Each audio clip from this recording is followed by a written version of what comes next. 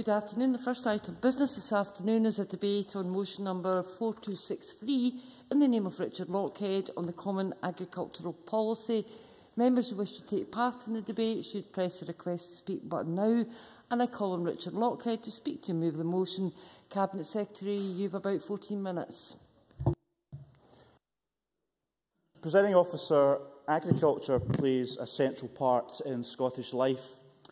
It's the foundation stone of our food and drink industry, a key sector in our economy. And not only do our farmers and crofters put food on their plates, protecting food security, they manage the landscapes for which our nation is famed. They are indeed the backbone of our rural communities throughout the lands. With all these benefits that it delivers to society, agriculture is not just a business like any other. And that's why supporting it from the public purse is indeed fully justified, especially here in Scotland. Production costs for our farmers can be high, thanks to our land quality, remoteness from markets and, of course, the weather.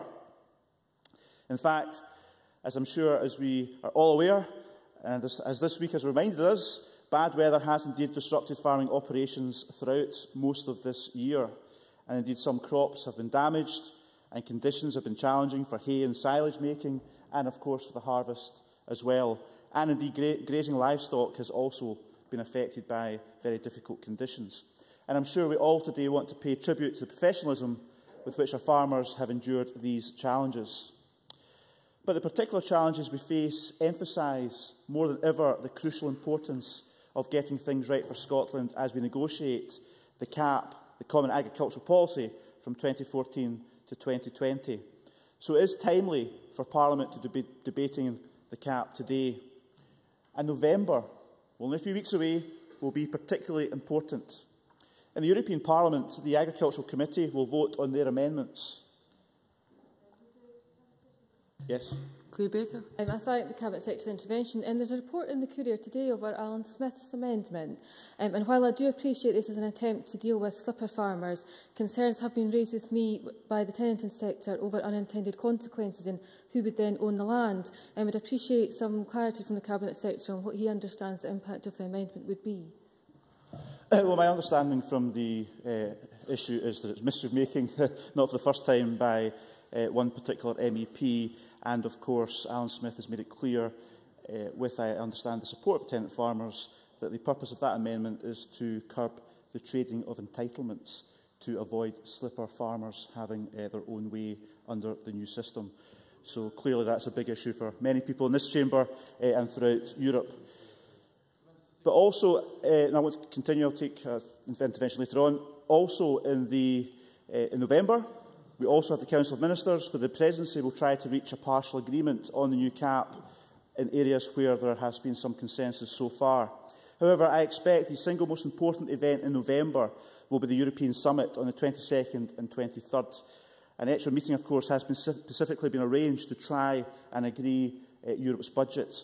And agricultural ministers will not be present for these particular discussions, even though that's where the size of the CAP budget will be decided. And not just that, but also the split between the different pillars of the CAP budget and how it will be distributed between different member states. And these are very, very crucial areas for Scotland, given our pitiful small allocations under both pillars at the present time. So the November summit could be decisive. And it's no exaggeration to say that the future of thousands of farming businesses across our constituencies, across Scotland, and our nation's ability to produce food will be influenced by some of these crunch decisions. After November, the remaining steps in the process will be final decisions on the regulations under the Irish presidency, the first half of next year, and then followed by detailed EU implementation regulations. Then in Scotland, of course, we will go through the procedures to introduce the new CAP here, consulting our stakeholders and Parliament, of course, drafting all the bits of legislation, designing the IT systems, and so on. So the process I've described is clearly very complicated. That's why it's really important as a country we focus on a clear set of Scottish priorities. Priorities that result from the distinctive nature of our agriculture. These are different from those of other member states or indeed other ministers within the UK.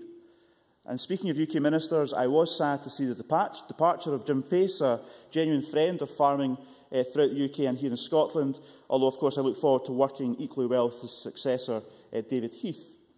And on Monday of this week, A couple of days ago, I was pleased to have my first face-to-face discussions with the new DEFRA Secretary of State, Owen Paterson. And Mr Paterson was at his first European Council this week. He clearly has very strong personal views, which he expressed in front of the Council, shall we say, very forcefully. And I certainly look forward to working with Owen Paterson, although I have to say he was at great pains to point out his view that agriculture should generally be left at the mercy of the free market. So it may be a case of us perhaps having said goodbye to a farmer's friend, and now we're saying hello to the free market crusader. But I have to say I do hope he is prepared to listen to Scotland's views as well as to his own views, and that he recognises our distinctive needs that flow from the nature of farming here.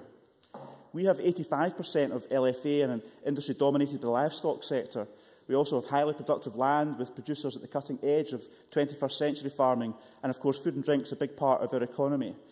And our needs have to reflect the wider benefits that farming delivers, such as our landscapes and biodiversity and the economic role as well. Now, the Government has already scored some successes in having our needs reflected in the ongoing CAP negotiations. For example, the so-called Scottish clause will enable us to clamp down on slipper farming. And we've made sure that heather-clad hills are eligible for payments, provided, of course, that genuine farming activity is taking place there. We have convinced Europe that protecting permanent grassland must not stop Scottish farmers from reseeding fields periodically, and that the proposed three-crop rule, which has caused a lot of anxiety, must not impose ludicrous constraints on mixed farms in this country. But another important point, of course, we still need to press hard, especially the budget.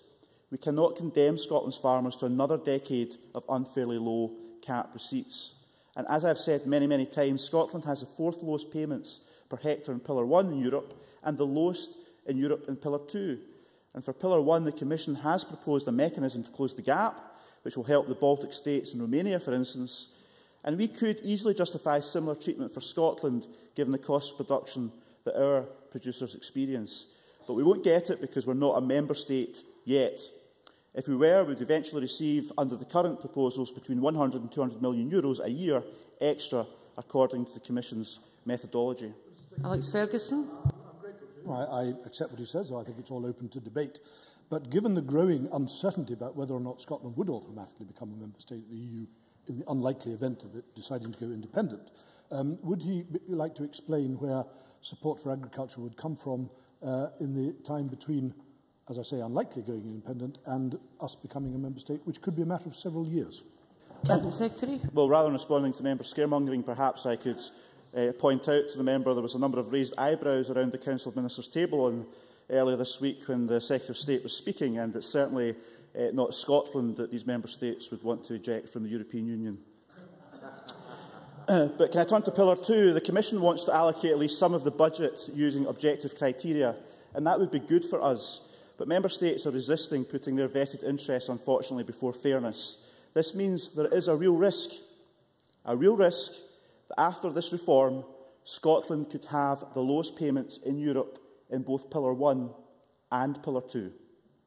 Now, the UK Government shouldn't allow that to happen, but our difficulty is they are fixated on budget cutting and not budget fairness. And we need the UK Government to devote more of its negotiating capital to Scotland's priorities. So I am urging, of course, today Parliament to join the Government in pressing the UK Government, or pressing them on the budget, and of course on our other priorities at the same time. Other priorities such as new entrants. Neil MacArthur. Cabinet Secretary for taking the intervention. He'll know that support in places like Orkney, which have been heavily livestock dependent, and where there is a concern about the move to an area basis of payment, that there is, I think, a growing belief that areas of natural constraint are key to making sure that there isn't a huge leakage of revenue out of the islands. As part of the negotiating strategy, will that be something that the Scottish Government will lend its support to? Cabinet Secretary.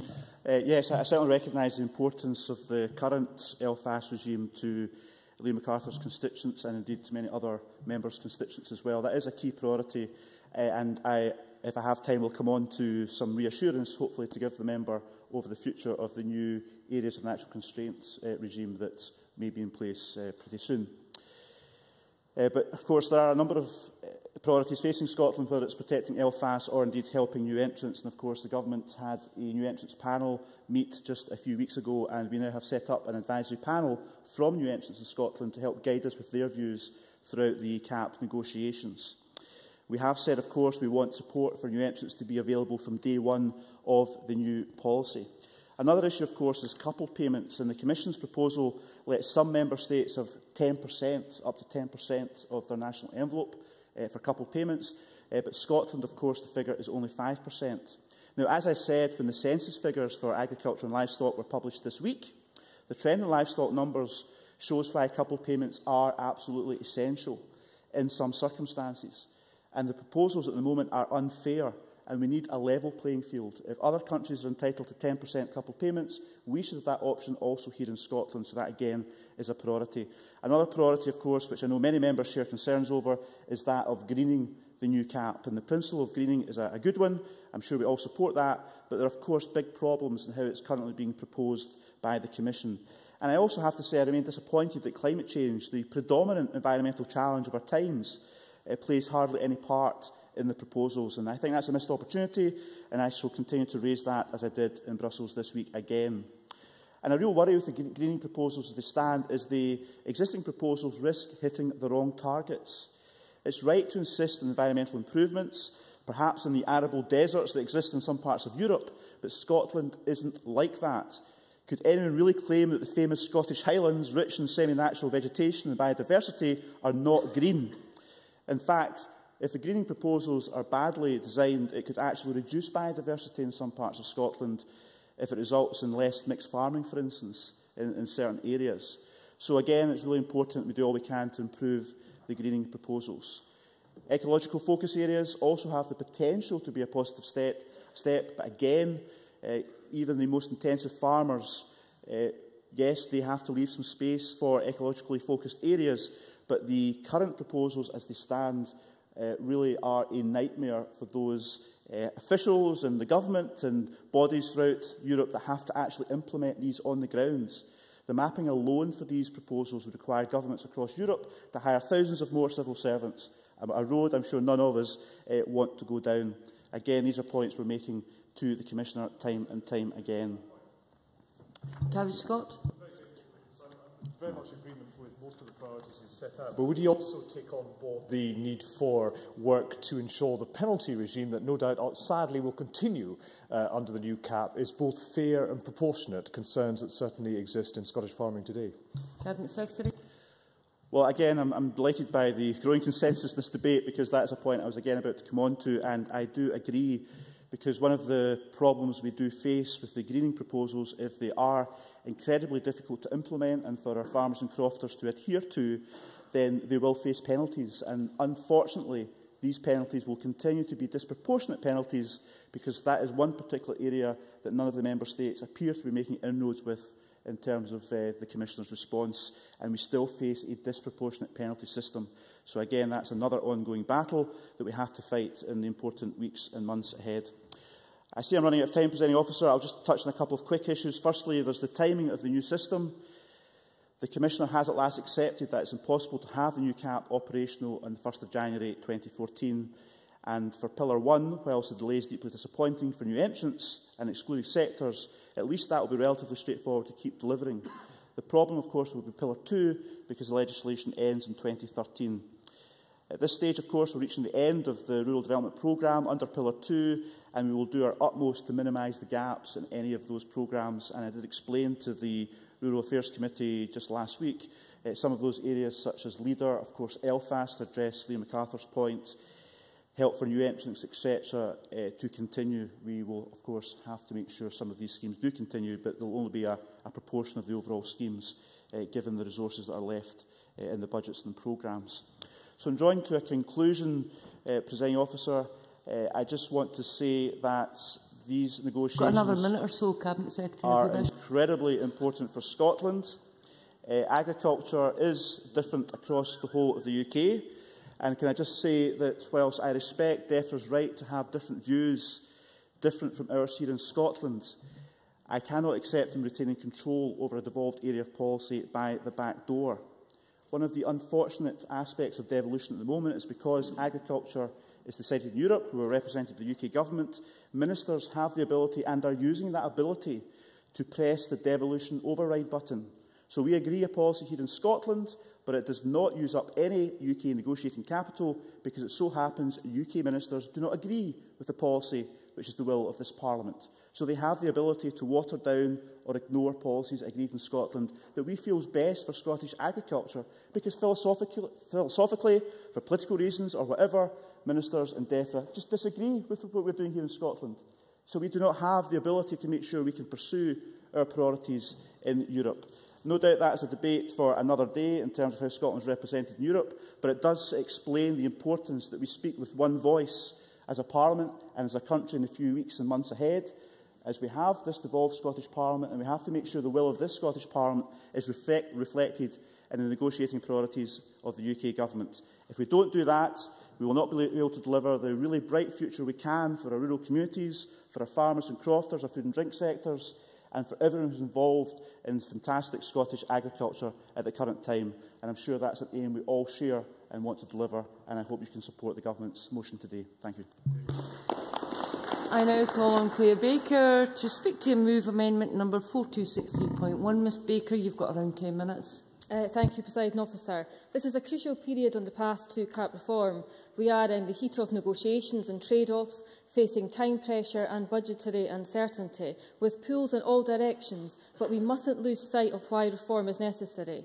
There must be public confidence in CAP, reform must deliver on our modern expectations and priorities, and CAP must meet the many complex challenges we face in Europe as well as internationally. And in focusing on the detail, we shouldn't lose sight of the bigger prize. The motion recognises the need for the UK Government to work with devolved administrations.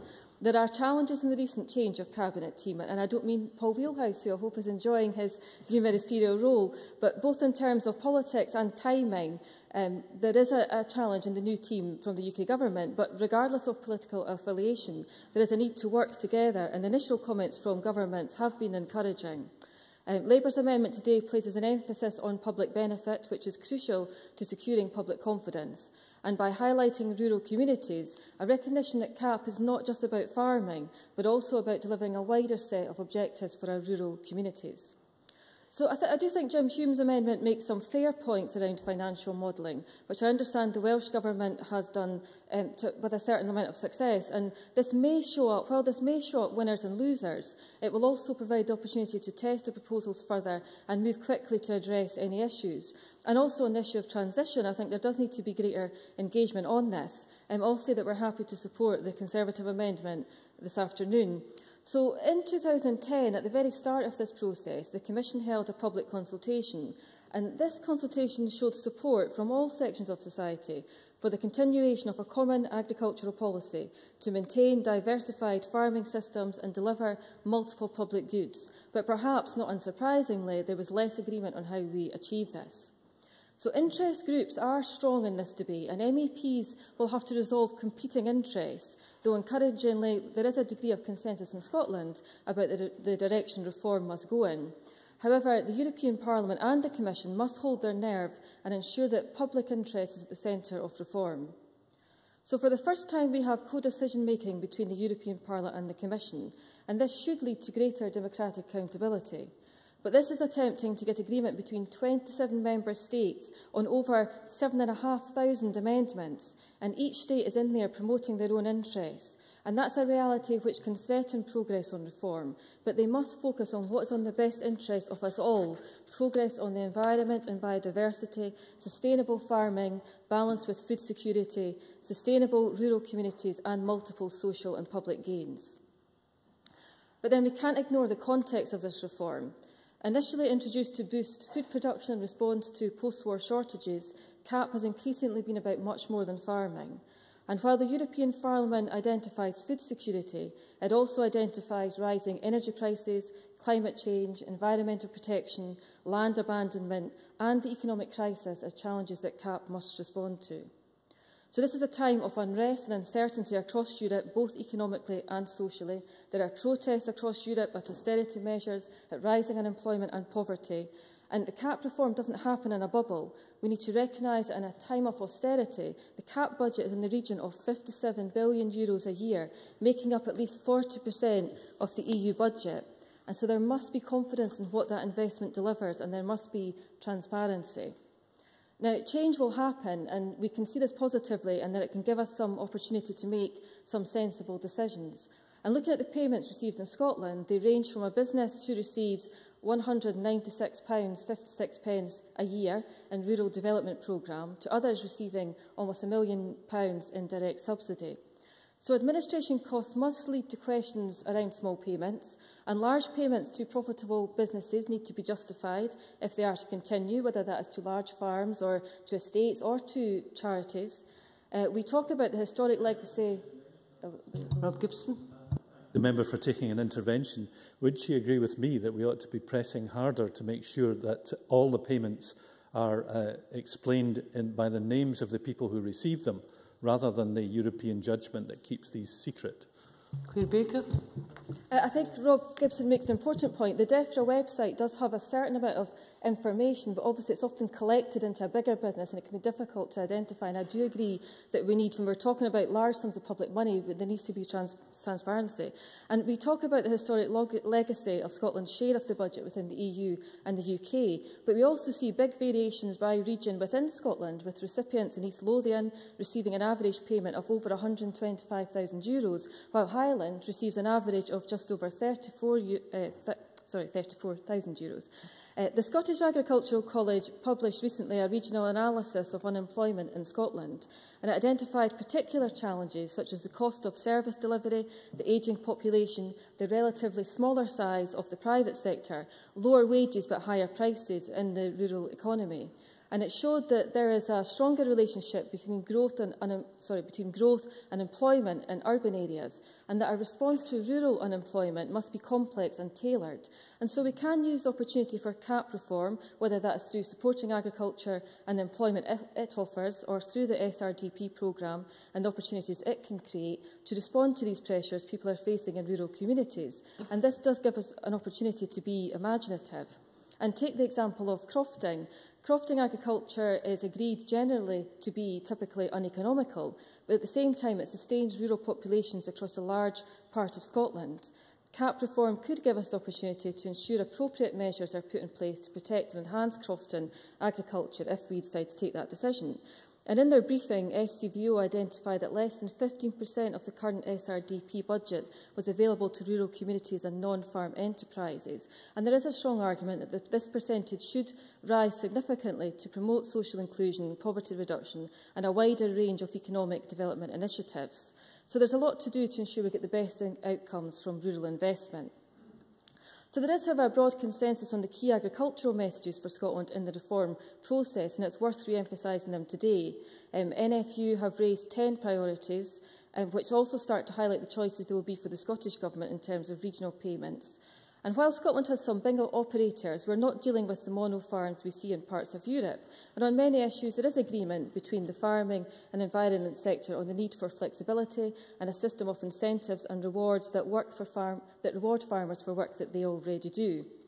Farmers manage over 70% of EU land, so there is a real public benefit in ensuring farmers manage the land sustainably, and that must be central to reform. And I do appreciate the greening measures on the table don't suit Scottish farming, and there's a job to do to convince others in trying to change this. But I was pleased to attend NFU's conference earlier this year, which brought together many of the northern countries with a shared interest. But I do support the aim of improving the sustainability of modern farming and incentivising that through sensible reform of Pillar 1. There is a need for a clear decision on what constitutes eligible land. The current proposals could create problems, and there needs to be flexibility and recognition that the 7% should include land that's already providing a diverse landscape. It's not just about taking productive land out of use, but it should support the maintenance of hedgerows, field margins, and allow the creation of a network of habitat. So there is a push for convergence, so how successful that will be is still up for debate. However, the push for objective criteria rather than historic criteria will open up opportunities for Scotland, where the needs can be recognised. And the proposal for minimum stocking level, promoted by NFU and referred to by the Cabinet Secretary, that may hold part of the answer about how to determine active farming and help close the loophole of slipper farmers.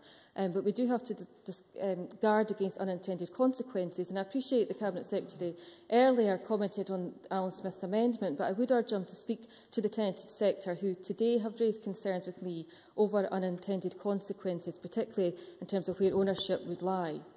So there is a need to simplify CAP as far as is practical. No one can disagree it's extremely complicated and often leads to perverse outcomes, but we need to be cautious and we need to keep an eye, for example, on cross-compliance rules where the push for simplification might mean a compromise around the Birds and Habitats directives. So while the debate continues over reform, the EU budget still has to be agreed and there's a great deal of uncertainty. The proposals for reform were based on a budget which was frozen at 2013 levels, and a further cut would have an impact on what can be delivered. But arguing in protection of the EU budget, we should recognise there have been reductions in domestic budgets. The Scottish Government have steadily increased the co-financing rate for the SRDP from 25% in 2006 to 63% in 2012, having the effect of reducing the overall estimated size of the SRDP from £1.6 billion for the programme period to an estimated £1.2 billion now. Now, the Cabinet Secretary gave a defence of this at committee, but he will know there are concerns about a diminishing budget and the demand being managed in a way that holds back progress on climate change, biodiversity and water quality. And furthermore, there are concerns that a delay in agreeing reform will lead to a gap in funding for the SRDP programmes, and the Cabinet Secretary must provide further reassurances around this. So in closing, Presiding Officer, over the years CAP has been everything from the saviour of farming to a scandal of butter mountains. But this is an opportunity to deliver a CAP that is fit for the 21st century, and I move the amendment in my name. Thank you, Ms Baker. I now call on Alec Ferguson to speak to and move amendment number 4263.3. Mr Ferguson, you've got about 7 minutes. Thank you, Presiding Officer. And in beginning my contribution, can I refer members to my entry in the Register of Interests? Can I also greatly welcome Paul Wheelhouse to his front bench role? It's a rapid promotion and I'm sure thoroughly deserved, Paul, and we look forward to further contributions from you. And can I also add to the Cabinet Secretary's words of thanks, I think would be the right word, to Jim Pace, shortly to be Sir Jim Pace, for the role he's played. I think he has been a friend to the farmers throughout the UK, and while there might have been differences, I think, with the Cabinet Secretary on some occasions, I think they were always dealt with in a perfectly respectable and responsible way. I hope that continues to be the case in negotiations between the governments. I am delighted that the government has brought this debate to the Chamber today, just as I'm delighted to be able to take part in it, because this whole issue of CAP reform is of huge importance to the whole country, as I think the Cabinet Secretary put very well in his opening comments. It is very important, not least in my constituency, where, like other areas in the south and the east, any change from historic-based payments to area-based payments will inevitably mean big changes in the nature and indeed the level of support that's available for agriculture. Now, there's quite a lot of people out there in the wide world who would contend that agriculture already receives too much support. I am not one of them because, as I've said many times in this Parliament, a thriving, sustainable agricultural sector means a thriving and sustainable rural sector, and without that you will never have a thriving and sustainable national economy. I am absolutely convinced that is true and always will be. So I believe that this is actually what is at stake in these ongoing negotiations, and I'm quite sure that every single one of us in this chamber today wants to see, quite genuinely, the best possible outcome for Scottish agriculture from these clearly difficult negotiations on CAP reform. Now, I make the assumption that they're difficult, Presiding Officer, because it is pretty clear that no one expects these reforms to be introduced in their entirety by 2014. So the first thing that has to be secured is an adequate bridging arrangement from 2014 on the assumption that the more likely full start date is going to be at least 2015. And I was very pleased to hear the Cabinet Secretary tell the Rural Affairs, Climate Change and Environment Committee on Wednesday that whilst the first priority is understandably to ensure that the European Commission has such a bridging arrangement in hand, the Scottish Government is working on a contingency plan ready to implement if that need arises. I hope it won't be needed, but the government is quite right to do so, and I trust that it will keep both the committee and Parliament fully informed on the details of its emergency plans as 2014 draws ever nearer. Presiding Officer, I think we're all aware, and I'm sure we'll hear as the debate goes on, that we are all aware of the salient points for Scotland in these negotiations. But some are worth repeating. It is, for example, absolutely vital that the transition from historic to area-based payments be as gradual as possible. If it was deemed right that the transition in England and Wales should take place over 8 years with a linear transition, then why should Scotland be expected to do so within 5 years with a transition that is heavily front-loaded? That cannot be allowed to happen. It is, for example, vital that an adequate national reserve is created, both to support new businesses, but perhaps every bit as importantly, to bring those that have been locked out of the support system since 2003 back into the fold. It is, for example, vital to try to increase the amount of modulation of Pillar 1 support in order to provide voluntary coupled support for the livestock sector. And the Cabinet Secretary was absolutely right to mention the stark reminder of the importance of that today when he referred to the publication of the annual agricultural census figures that showed a further decline in livestock numbers, not large but still a decline, despite as good a level of market returns in the livestock sector as I can ever remember. And I think it is also vital that the Scottish Government has the ability to pay out maybe up to 90% of the support that is due to any farmer, as soon as that support is due, with the balance payable once checks, any necessary checks, have been carried out. The current situation, whereby any farmer whose claim requires even a second glance is put to the back of the queue for payment, has resulted in genuinely lengthy delays in their payment and a consequential, sometimes catastrophic disruption to their cash flow. So all of these measures and others, which have already and will continue to be mentioned during debate, will receive our full support, just as they will, I'm sure, from the whole chamber. And they have to be amongst the top priorities for Scotland as the negotiations progress, if progress is the right word. Which brings me to the motion and the amendments before us today, Presiding Officer. We will, of course, support the motion, despite, I will admit, my reservations over the last part of it, which I was inclined originally to try to amend out, but as I do believe that we should try to prevent, wherever possible, a united front during this type of negotiation. What the Cabinet Secretary unfortunately referred to in a previous debate as the cuddly side of my nature came to the fore, and I decided to leave it in place. I know the Cabinet Secretary will one day live to regret that he referred to me as cuddly. We will, yes, probably already that is the case. But we will support the Liberal Democrat amendment, just as we will support that of Labour's, which, with great respect, seems to me to add not a lot to the motion. And I say that simply because if the CAP is not delivering public benefit and supporting rural communities, then I think it ought to be abolished, never mind reviewed. But it bears repeating that it should do. So we're very, very happy to support that amendment. Yes, of course. Claudia Beamish. Thank you. I thank the member. The issue really was in an effort to highlight the fact that many communities in the Highlands and in rural remote areas do actually live on the edge, and that those specifically need support for rural businesses and social enterprises, and highlighting the Carnegie report that came out this week as well, without in any way wanting to detract from the issue of support for the future of our environmentally sustainable farming.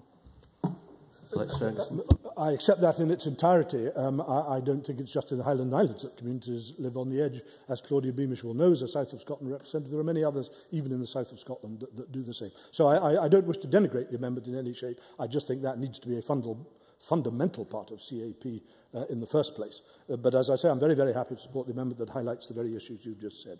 In closing, Presiding Officer, let me expand a little, very briefly, on my reservations of the motion itself. This final sentence, Anne believes that the UK Government's negotiation position must take account of the priorities of devolved administrations, which should play an appropriately full course part in the negotiating process, is of course somewhat mischievous. I would expect nothing less. because I think it's designed to lay all of the blame on the UK government for anything that the Scottish government doesn't deem acceptable in the negotiations, and I'm glad to hear that's been agreed to. Well, that possibility has been blown wide open by an excellent briefing paper from the National Farmers Union of Scotland, which was sent to us yesterday, giving its top 10 priorities for the reform, with action points listed under each priority. Each and every action point, presiding officer, was not on what the UK government or the European Commission could do, it was what the Scottish government can do. And that is the point of my amendment. We will back the Scottish government's motion, but we will be keeping a very, very careful eye on what the Scottish government does with its own existing powers to undertake that those action points have been highlighted. Rural Scotland deserves no less. I move the amendment in my name. Thank you very much. I now call on Jim Hume. Up to 7 minutes, please. Thank you, Presiding Officer. I also remind the members of my register of interest and welcome Paul Wheelhouse to his new post, and in doing so, of course, recognise Stuart Stevenson as his time of Minister of Environment, as I'm sure he'd be too modest to do so himself. I do also welcome the chance, of course, to discuss the Common Agricultural Policy, something that we do often in this chamber, but this year is more timely than most. And I have, of course, will talk to my amendment, which I believe is a constructive amendment to help the government on its route to a better CAP. The Common Agricultural Policy is a large financial input into rural Scotland. Our remotest communities rely on it at all levels, not just at a farming and forestry level, but at schools, shops, businesses, all benefit indirectly, which brings up the points of the Labour amendment, which I shall be supporting.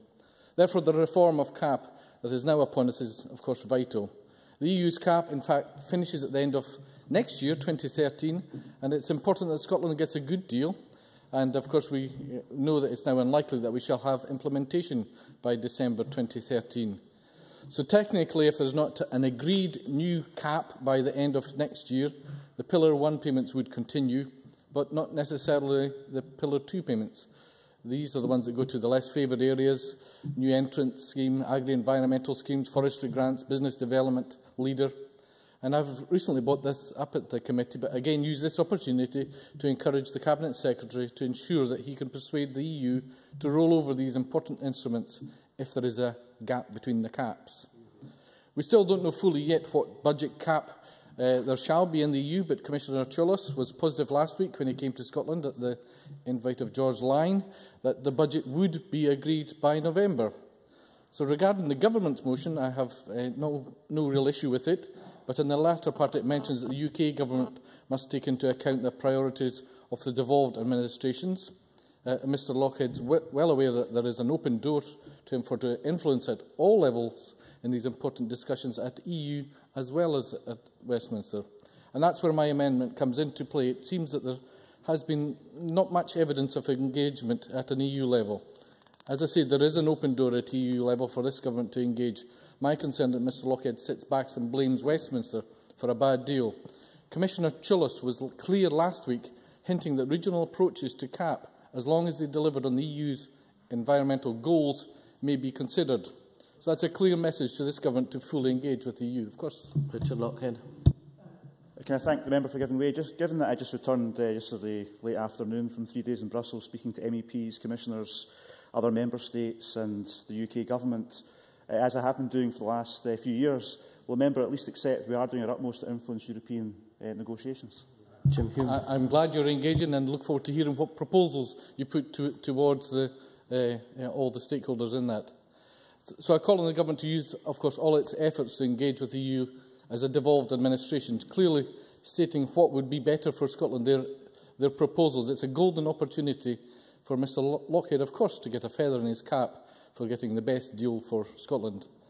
And to help us, maybe later, and to help us to know what would be a better deal, we need to look to our fellow devolved administrations in Wales. As I mentioned to the Cabinet Secretary at committee, they are honing a model of how the new CAP may affect rural businesses, a model that rural communities can use to plan for the not-so-distant future, and a plan that the Welsh Assembly can use to lobby for a better deal at EU and at Westminster. In committee, the Cabinet Secretary stated that they have some modelling, but I'm talking of modelling that can be used to consult with the industry, as in Wales, and so I would like to know in his summing up, will the Cabinet Secretary instigate such a model here and perhaps use it to also consult with stakeholders.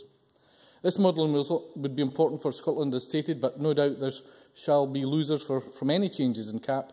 And when I questioned the Cabinet Secretary at committee last week on a transition period to help businesses adapt, it seemed that he was reluctant to have a decent length of transition.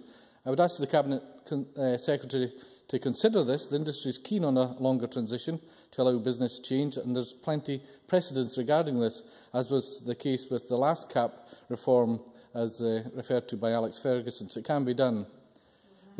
Yes, MacDonald. Thank you very much, and I apologise, Presiding Officer, for not having been in for the opening speeches.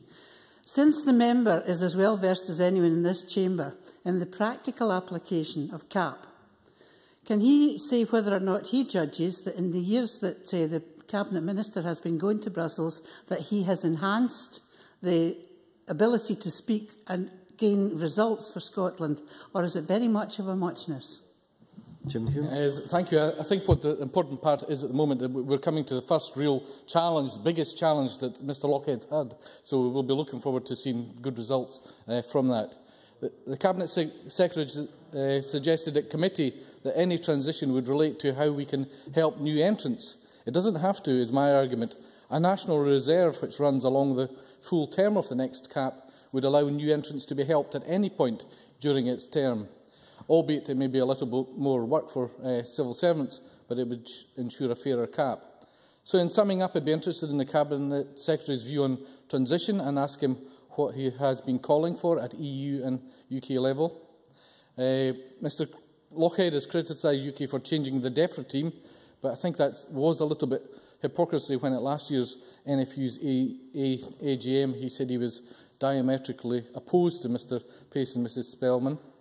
But now, of course, we have a team with a Lib Dem farming minister who's already vowed to deliver a fairer deal for rural communities and agriculture. And we can say that Lib Dems in government have been delivering with a code of conduct to help dairy farmers and the grocery code adjudicator, of course, to at last protect producers, straight out of the Lib Dem manifesto. Anyway, Presiding Officer, my amendment strengthens the government motion, but it also pushes the Cabinet Secretary gently to engage fully at all levels at a time when he can influence the outcomes and does not use the reform of CAP in any way as an opportunity to criticise other places. I move the motion in my name. Thank you very much. We now move to open debate, and I call on Rob Gibson to be followed by David Stewart. Up to 6 minutes, please. Thank you, Presiding Officer. I think that the tone of this debate has to return to the realities of politics. And it has to be said that the remarks by Owen Paterson, going as the new UK Agriculture Minister to the Council in Europe, are something for us to be concerned about.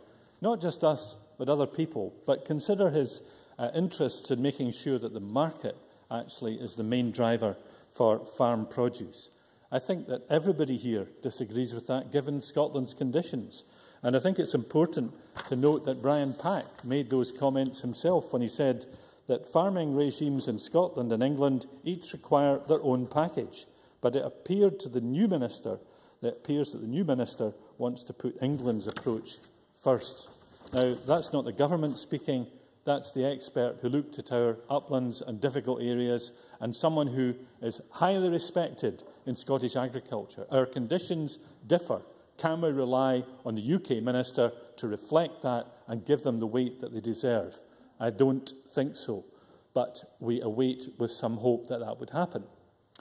In the previous, excuse me a minute till I finish this point, and then I'll let you in. Mrs Spellman and Mr Pace were people who we spoke to. Mrs Spellman for 30 seconds, Mr Pace came to the committee. They came to Scotland occasionally, but this man has to come and see more than just a farm in the borders. Mr Paterson has to come and see some farming in some of the really rough parts of this country to see what the Scottish case actually is. Mr Ferguson. Alex Ferguson. I'm grateful to Ms Gibson for giving way. Thank you. I have not read verbatim any of Mr Patterson's comments, but I would believe them to be aspirational in hoping that one day British and Scottish farmers will be able to live without subsidy. I don't know of one farmer who would not like to be in that position. Does he? Rob Gibson. We're talking about a situation and conditions with areas of natural constraint, which we have identified as places that require support, that farmers know that in the current market situation, they have to have support. It would be easy to say in some utopia that there was no need for such things to happen. But as Mr Lochhead himself said, farmers in remote and disadvantaged areas of Scotland already suffered from the inability of the free market to deliver, which was why they needed support. And I maintain that position, and I believe that this Parliament has to maintain this position. Now, this requires coupled payments, for example. How do we deal with the beef suckler herd unless we have coupled payments, something which the UK government doesn't like one bit, wants to kind of abolish the support in Pillar 1.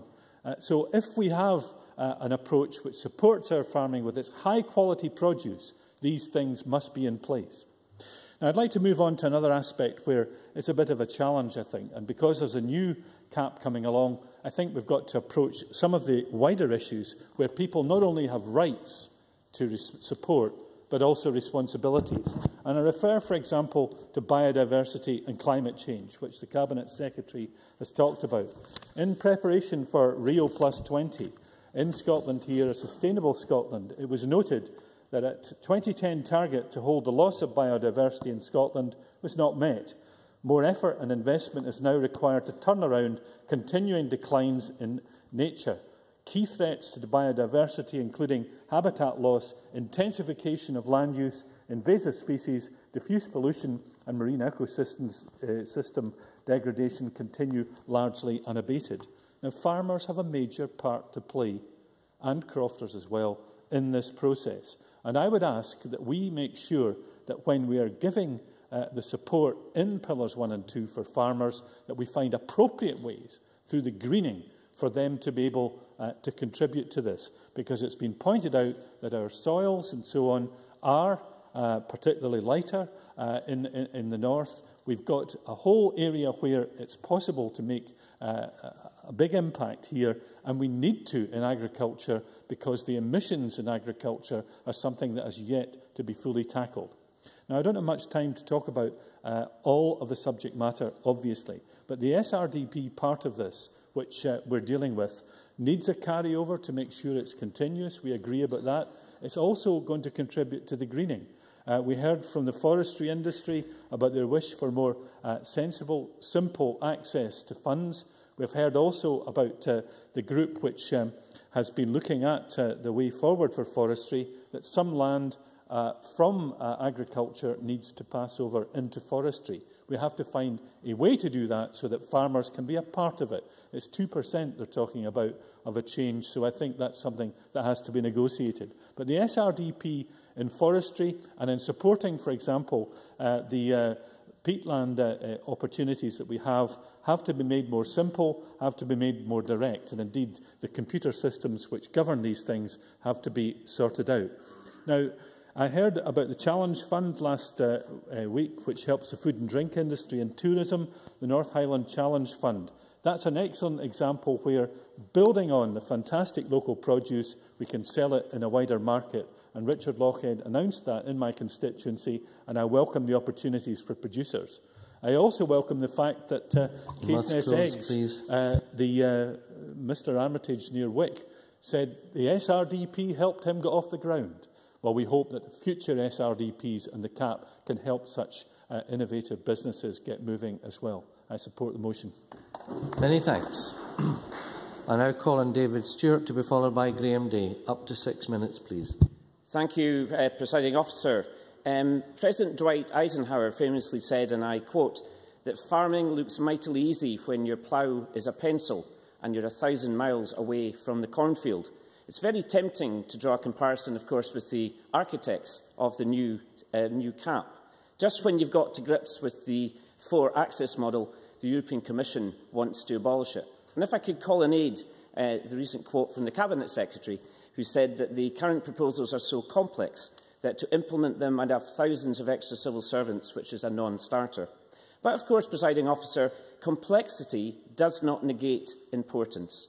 The new CAP is crucial for farmers and rural communities, and the needs of the agricultural sector, of course, are critical in many ways for Scotland's future. But there's a need, of course, to recognise the rural difference in Scotland and to ensure that Scotland's implementation of the CAP, and in particular the SRDP, is tailored to the modern reality of life in rural Scotland, with its rich diversity of individuals, enterprises and communities. The recent report by the Scottish Agricultural College, entitled Rural Scotland in Focus 2012, reflected this diversity and called for government policies to be tailored to the wider reality of rural Scotland. And also this week, a report published by the Carnegie UK Trust on future directions in rural development called for greater investment in capacity building and networking at community level, which echoes the previously expressed views of organisations such as the Scottish Council for Voluntary Organisations. But of course, presiding officer, the new SRDP has the potential to benefit not just the farming industry, not just Scotland's environment, but also Scotland's rural communities through effective implementation of community-led local development strategies such as LEADER, and an extended and improved Scottish National Rural Network. It's essential that in the complex technicalities of CAP, which many members have referred to, we do not lose sight of the vital dimension which is intended to be a policy that benefits all of rural Scotland. Presiding officer, I'd like to focus my remarks on the Pillar 2 Rural Development Programme, but it's perhaps worth pausing this debate for a second and looking back into history. Agricultural support, more specifically support for farmers and development of agricultural produce for the export market, was arguably an early driver for the Treaty of Rome in 1957. And as we all know, presiding officer, the powerful dynamic between France and Germany, which is reflected in foreign affairs and defence, demonstrates the strength of the relationship between these countries. Now, this presents major challenges for us all, for the review, the reform and the renewal of CAP. But the bigger question for us this afternoon is simply this: what is the purpose of public support for agriculture?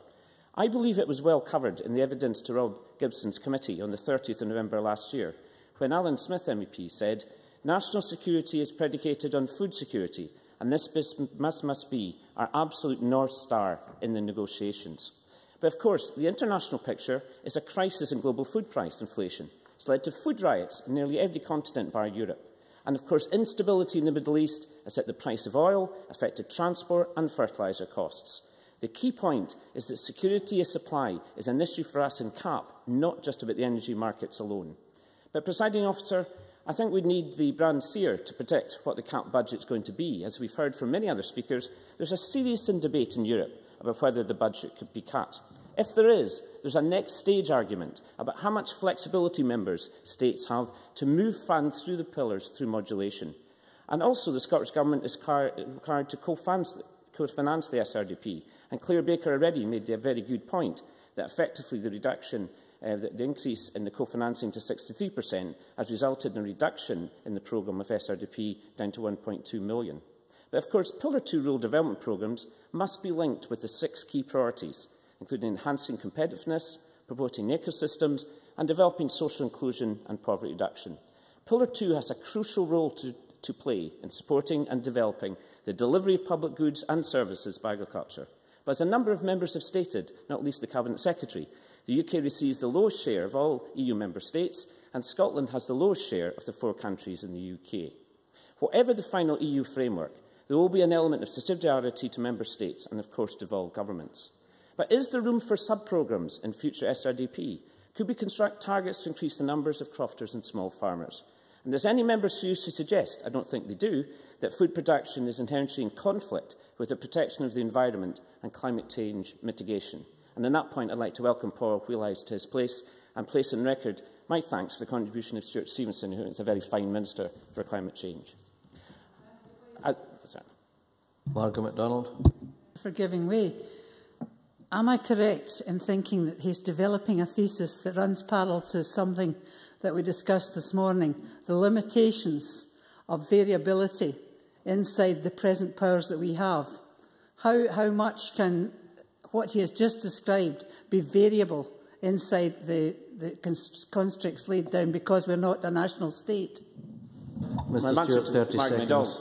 I don't think CAP is perfect. Many members have said that. I want to have a revised and reformed CAP, both for Pillar 1, for farming directly, and for rural development. I think we have the powers to do that with the United Kingdom because we've got more force in our deliberations in Europe.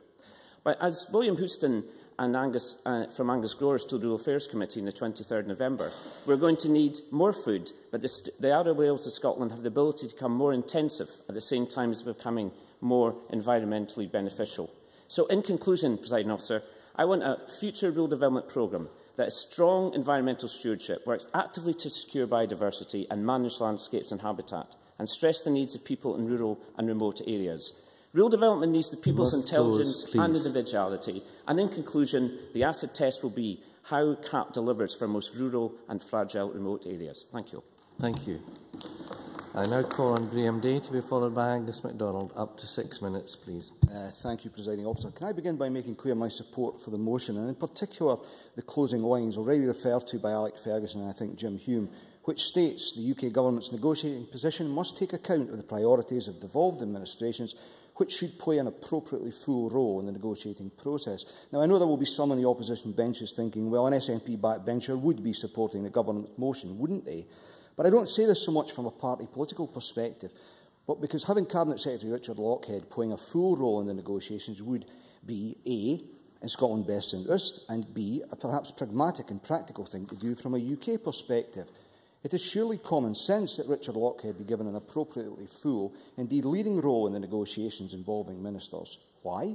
Because he's the longest-serving Agricultural Secretary in these islands, and surely going into the key stages of the CAP process, rather than having a brand new, inexperienced DEFRA team taking the lead, we should have someone who knows the subject inside out and is well versed in the machinations of Europe right there with them. The fact David Cameron felt the need to make sweeping changes at DEFRA, where just one of 4 ministers has remained in post, just a matter of weeks ago, indicated surely he felt this government wasn't getting it right. Why not then now take a different approach to the negotiating process, and if not hand Richard Lochhead the captain's armband for those negotiations, then at least make him a mainstay of the team, wherever possible. The right outcome of this process is vital not only for Scotland, but the other countries in these islands. And whilst, yes, the Cabinet Secretary would, I am certain, be seeking to advance Scotland's unique interests in the negotiations, I'm equally convinced that the interests of the rest of the UK, where they do not conflict with ours, would also surely be served by having an experienced hand there to turn to. In a situation as important as this is to so many people, remember that almost 70,000 people work in agriculture in Scotland alone, you would make full use of your strongest asset, wouldn't you? But this is, of course, a matter for the UK Government to determine, and we can live in hope. And I thought there was hope to be found in the Conservative amendment, where it tells the Scottish Government it must take every opportunity to make its priorities known to Europe. I presume they therefore would have wished to afford the Cabinet Secretary every opportunity to do just that, and maybe even had a word in the appropriate ear to make that happen, but it seems not. Moving on, I want to focus on another point the Cabinet Secretary made during... Alex Ferguson. I'm grateful for taking an intervention. I trust you would agree that as we chose not to try to amend out that part of the motion to which you've been referring, we think it's quite in order to say that devolved administration should play an appropriate role in the negotiations. Graham Day. I appreciate that clarity, although I think we may differ on what is an appropriate role. Moving on to the other point that the Cabinet Secretary made to the committee last week, and that was concerning a low-carbon cap and its development. As we rightly challenge some of the greening measures as proposed under the cap, it's important that we do not lose sight of the driver for this. Whilst we focus on matters such as how many crops should be grown on individual farms across Europe, very important though that is from a domestic perspective, the big picture, which is tackling climate change, must always be at the forefront of our thinking. Whilst it's imperative that the one-size-fits-all EU-wide set of greening proposals is amended to reflect Scotland's circumstances, turning the aspiration of securing environmental improvement into reality must happen. Agriculture is, for example, estimated to be responsible for around 20% of Scotland's greenhouse gas emissions. This industry has to recognise its responsibilities and be seen to respond proactively, and the EU in turn has to shape a cap containing implementable measures which will reduce carbon emissions. In the explanatory memorandum accompanying the European Commission's formal CAP proposals, there's a call on agriculture and rural areas to, and I quote, promote low-carbon and climate-resilient agriculture. Yet I'm not sure the CAP proposals quite get us there, and the industry in turn has to demonstrate clearly its commitment in this regard. We need a CAP which delivers genuine environmental benefit without compromising food production or creating disproportionate compliance costs or distractions for either the farmer or those charged with administering the system. And as the Cabinet Secretary made clear last week, and again today, the greening proposals as they stand, because of their complexities and the practical issues we have, cannot be implemented in Scotland. There's a long way to go on sorting this situation out, but we need an effective, experienced voice in there making both Scotland's case and the case for a low-carbon cap, which does what it says on the tin. Presiding Officer, we need our Cabinet Secretary there, given the best possible platform to speak up for Scotland's agriculture and Scotland's commitment to tackling climate change. Thank you very much. I now call on Angus MacDonald to be followed by Margaret McDougall. Up to 6 minutes, please. Thank you, Presiding Officer. It's a pleasure to contribute to this debate, given that I've just recently joined the Rural Affairs and Environment Committee. And while I've been following the long and protracted CAP negotiations from a distance, I'm now watching with renewed interest. Following progress of CAP reform is not for the faint-hearted, with attempts by the EU Commission and Council to cut the CAP budget. The Commission's proposal calls for a 10% cut in real terms to direct payments over 7 years to 2020, which will have a major impact, if allowed to go ahead, on our upland livestock farmers and their dependence on the single farm payment and less favoured area status. The Scottish Government and other MEPs must react against this. Investment in farming through CAP doesn't just provide society with food security, it also provides a whole range of ancillary benefits such as land management, export earnings, economic vitality in remote areas and employment in related industries. Now, the reform of CAP is our chance to get it right, but it's not going to be easy.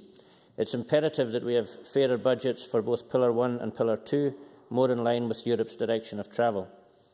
As a member of the UK, Scotland has the fourth lowest Pillar 1 funding per hectare in the EU at just 48% of the average, whereas England receives 85% of the EU average. Well, possibly because we don't have a direct input to the negotiations. Through the Chair, please. We also have the lowest Pillar 2 rates in Europe, which can't be fair in anybody's book. We get just 17% of the funding received by Finland, which has a similar population to Scotland, and just 22.5% of the funding received by Ireland, which has a similar area in agricultural production. Again, that isn't fair in anybody's book. The Scottish Government has welcomed the retention of the two-pillar structure. However, the UK Government is less enthusiastic and seem to be happy to accept reduced Pillar 1 funding. This highlights the problem we have in Scotland, with the Cabinet Secretary, the most experienced Agriculture Minister in the UK, with 5 years in the post, locked out of negotiations when decisions have been taken that directly affect Scotland's farmers.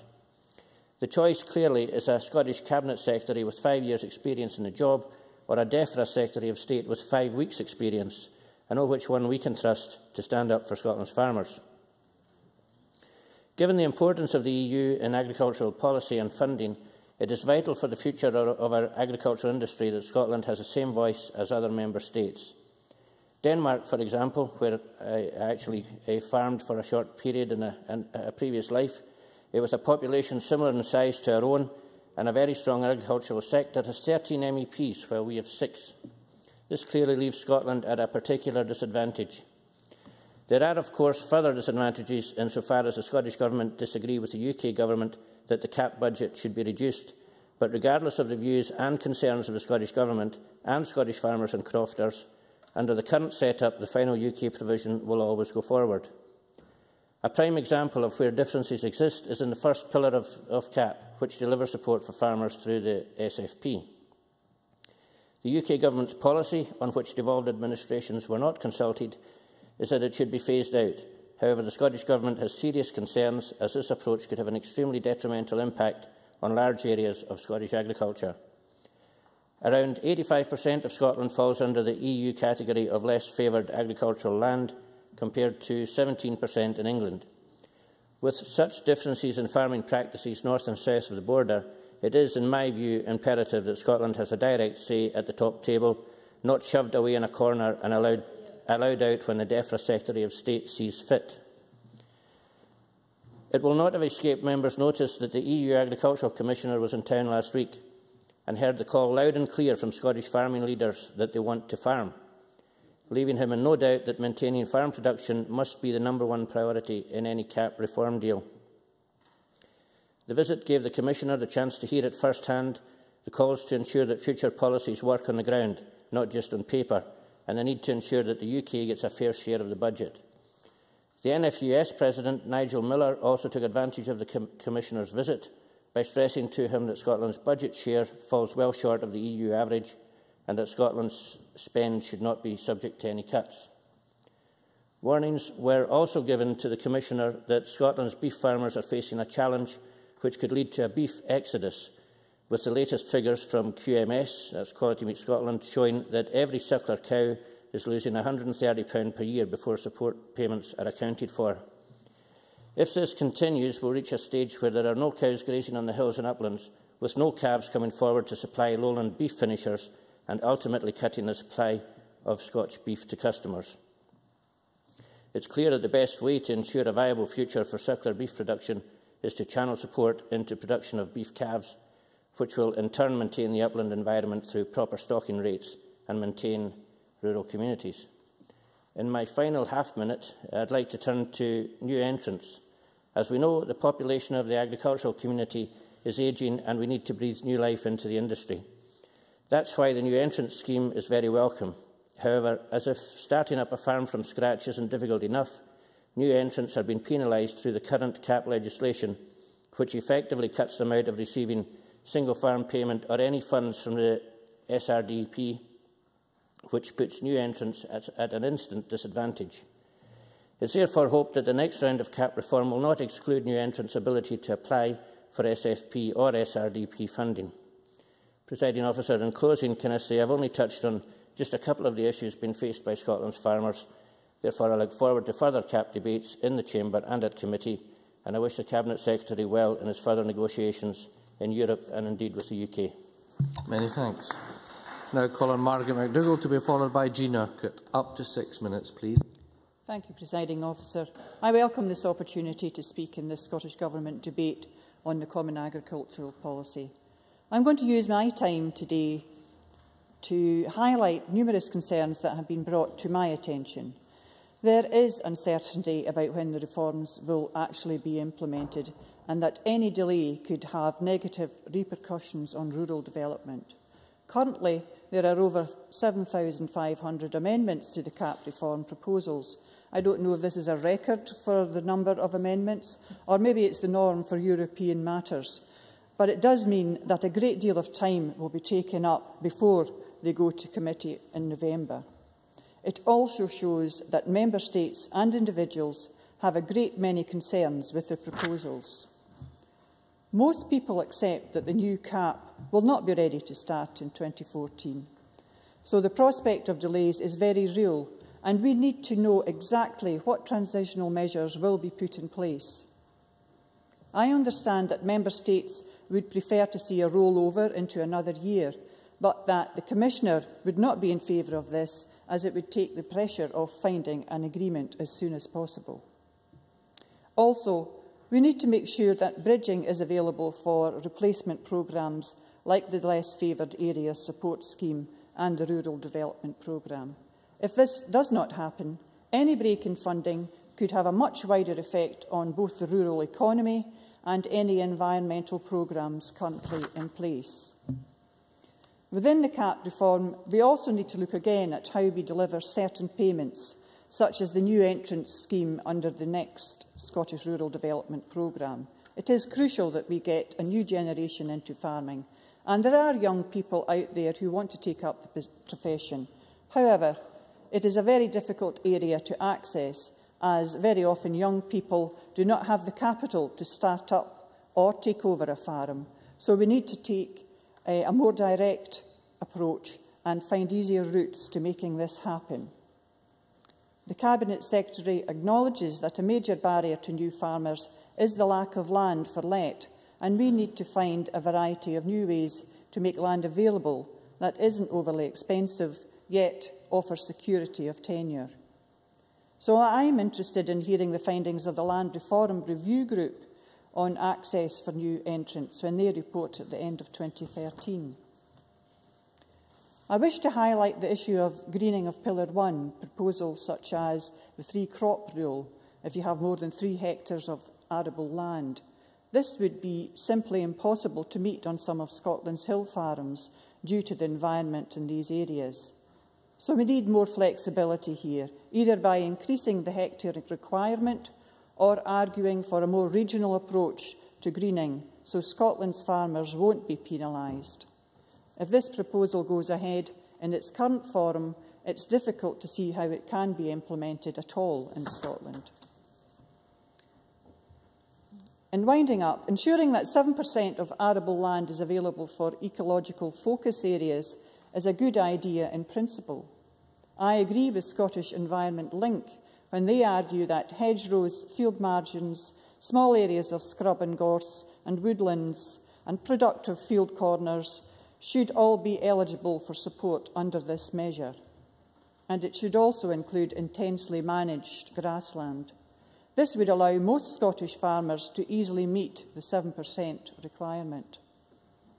I urge the Scottish Government to work closely with the United Kingdom Government to ensure we get the best possible deal by arguing for more objective criteria and pressing for a fairer share of the UK budget. Also, if we moved away from historic spend to a more flexible regional system, this would be beneficial. Historically, in Pillar 1, it goes to intensive farming, so England, because it has less hill land, gets more funding than Scotland. I will do. Margaret MacDonald. I regret saying this to the member presiding officer, but I cannot think of on one occasion when a suggestion such as she has promoted just now, that is a different treatment from Scotland from what we're getting in proportion to the other parts of the United Kingdom, when the other parts of the United Kingdom, led by England, have come down in Scotland's favour. It doesn't work like that. Margaret McDougall. Well, perhaps I'm more pessimistic than you are, Ms MacDonald. However, I go on to say that if what constituted eligible land was changed to include heather and gorseland, Scotland would be entitled to more funding, and this seems to me like a more equitable approach. It is clear that many issues remain over cap, but if we all care about Scotland, how it looks and how we can all benefit from it, we should all be ensuring we get the best value from the vast amount of funding we get from Europe, which is over £600 million. It's not just about farmers, but the whole rural economy, which includes our environment and our rural communities, and of course the food that we eat. So instead of focusing on what Scotland could do if it was independent, we need to work together and get the best deal we possibly can for Scotland and Europe. Thank you. Thank you very much. I now call on Jean Urquhart to be followed by Chick Brodie. Up to 6 minutes, please. Significant. Thank you, Presiding Officer. As with any debate, microphone, please. As with any debate on a complex issue, it's easy to get tangled up in the process and the minutiae of the proposals. Although these are both undoubtedly important areas to investigate, we must also bear in mind the overarching aims of the CAP so that we can best direct its reform and how CAP impacts on the communities it supports. The European Commission sets out a number of factors that have taken on, and I quote, a greater importance over recent years with regards to CAP, including improving the quality of Europe's food, providing better animal health and welfare conditions, being environmentally sound, guaranteeing food safety and looking after rural society, all at a minimal cost to the EU budget. Each and every objective I have listed immediately brings to mind an often forgotten but vital area of our agricultural sector, namely crofting. Crofting is important not just for its economic impact, but for its role in maintaining communities in the most remote areas of rural Scotland. There are approximately 18,000 crofts all over the north of Scotland, housing approximately 33,000 people, a significant proportion of the population of the Highlands and Islands, and an even more significant proportion of the rural population of the region. Without crofting, many communities would suffer from depopulation, not least due to the numerous second jobs held by crofters to supplement their income. An August 2011 report from Rural Analysis Associates emphasised this point, describing the current situation as approaching a tipping point, beyond which depopulation would continue unabated.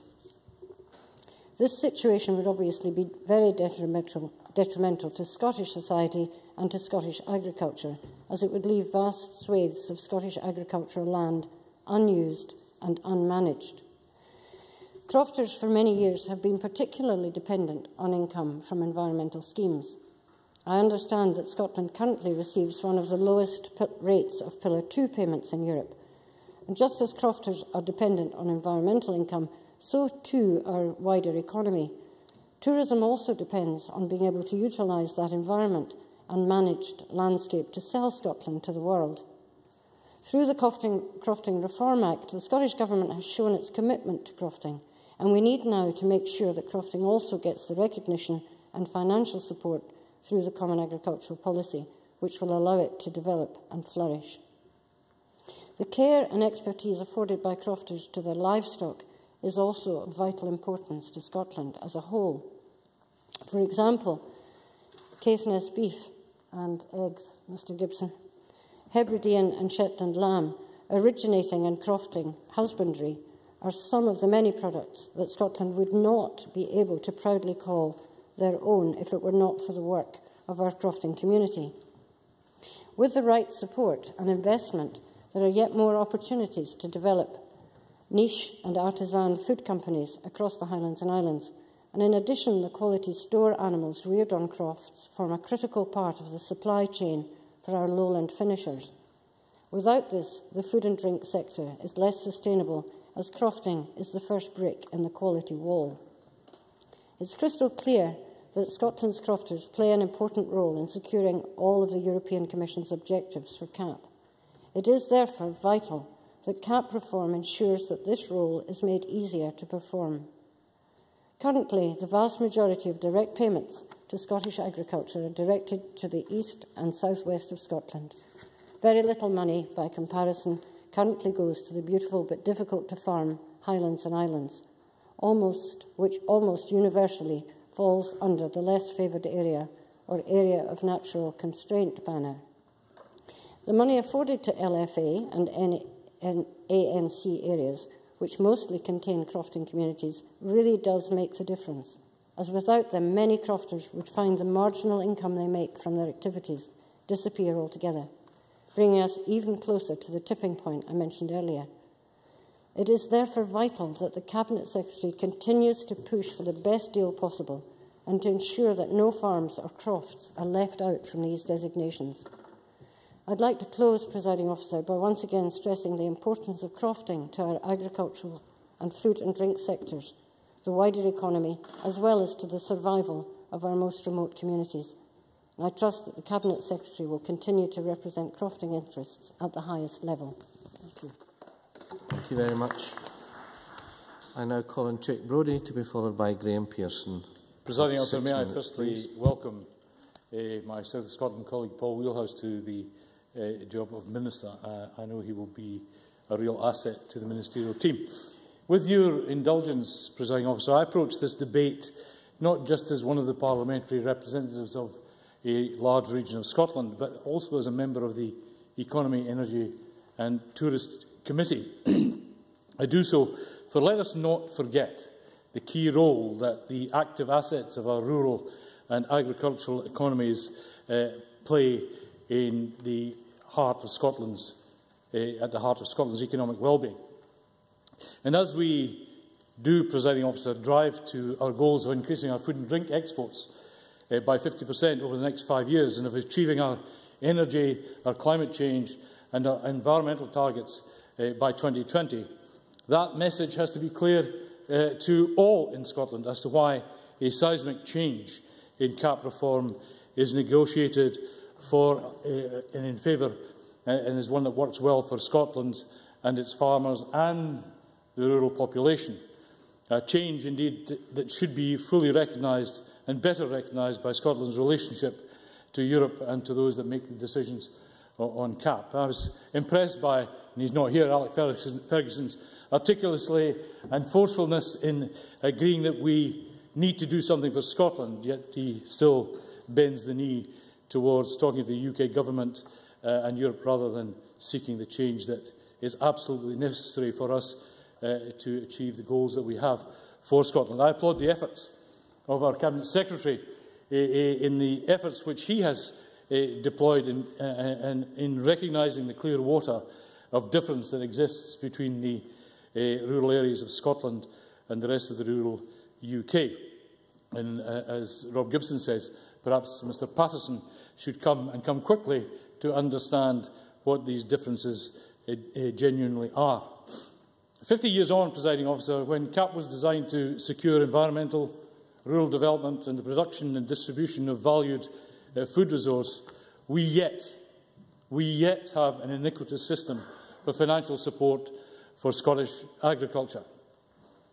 Now, while we can and have bemoaned the absence and difference of pace of agricultural change and efficiency across Europe, and particularly in New Europe, and while we can agree and disagree with some of the concepts and the breadth and width of subsidies, reminding everyone we are nowhere near the convergence of activity, as I say, across Europe. While we can argue against the activities and the large profits of supermarkets, milk being one example, that mitigate against a market-oriented rate of return on investment for our agricultural and rural sector. And while we can, all of these things, against all that, Presiding Officer, so much easier would it be to adopt and demand a greener and fairer share of the UK budget. And so much easier, as I said, if we were in fact negotiating that at the table of decision. Against that backdrop, Presiding Officer, there has to be a funding mechanism in this 2014 to 2020 round where there is the opportunity for a greater return on investment, a greater return on assets, so that those productive assets, those farming assets that make and can make a greater contribution to our nationally strategic exporting markets of food and drink, that they benefit disproportionately. And, Presiding Officer, alongside that, alongside recognising the asset mix, we have to recognise the diversity of our rural and agricultural industries and apportion CAP funding, not just geographically, but sectorally, to promote our exports and the foundations of our export industries, be that barley, other cereals, or indeed red meat livestock, for which I understand our Chinese friends are developing an increasing and healthy appetite.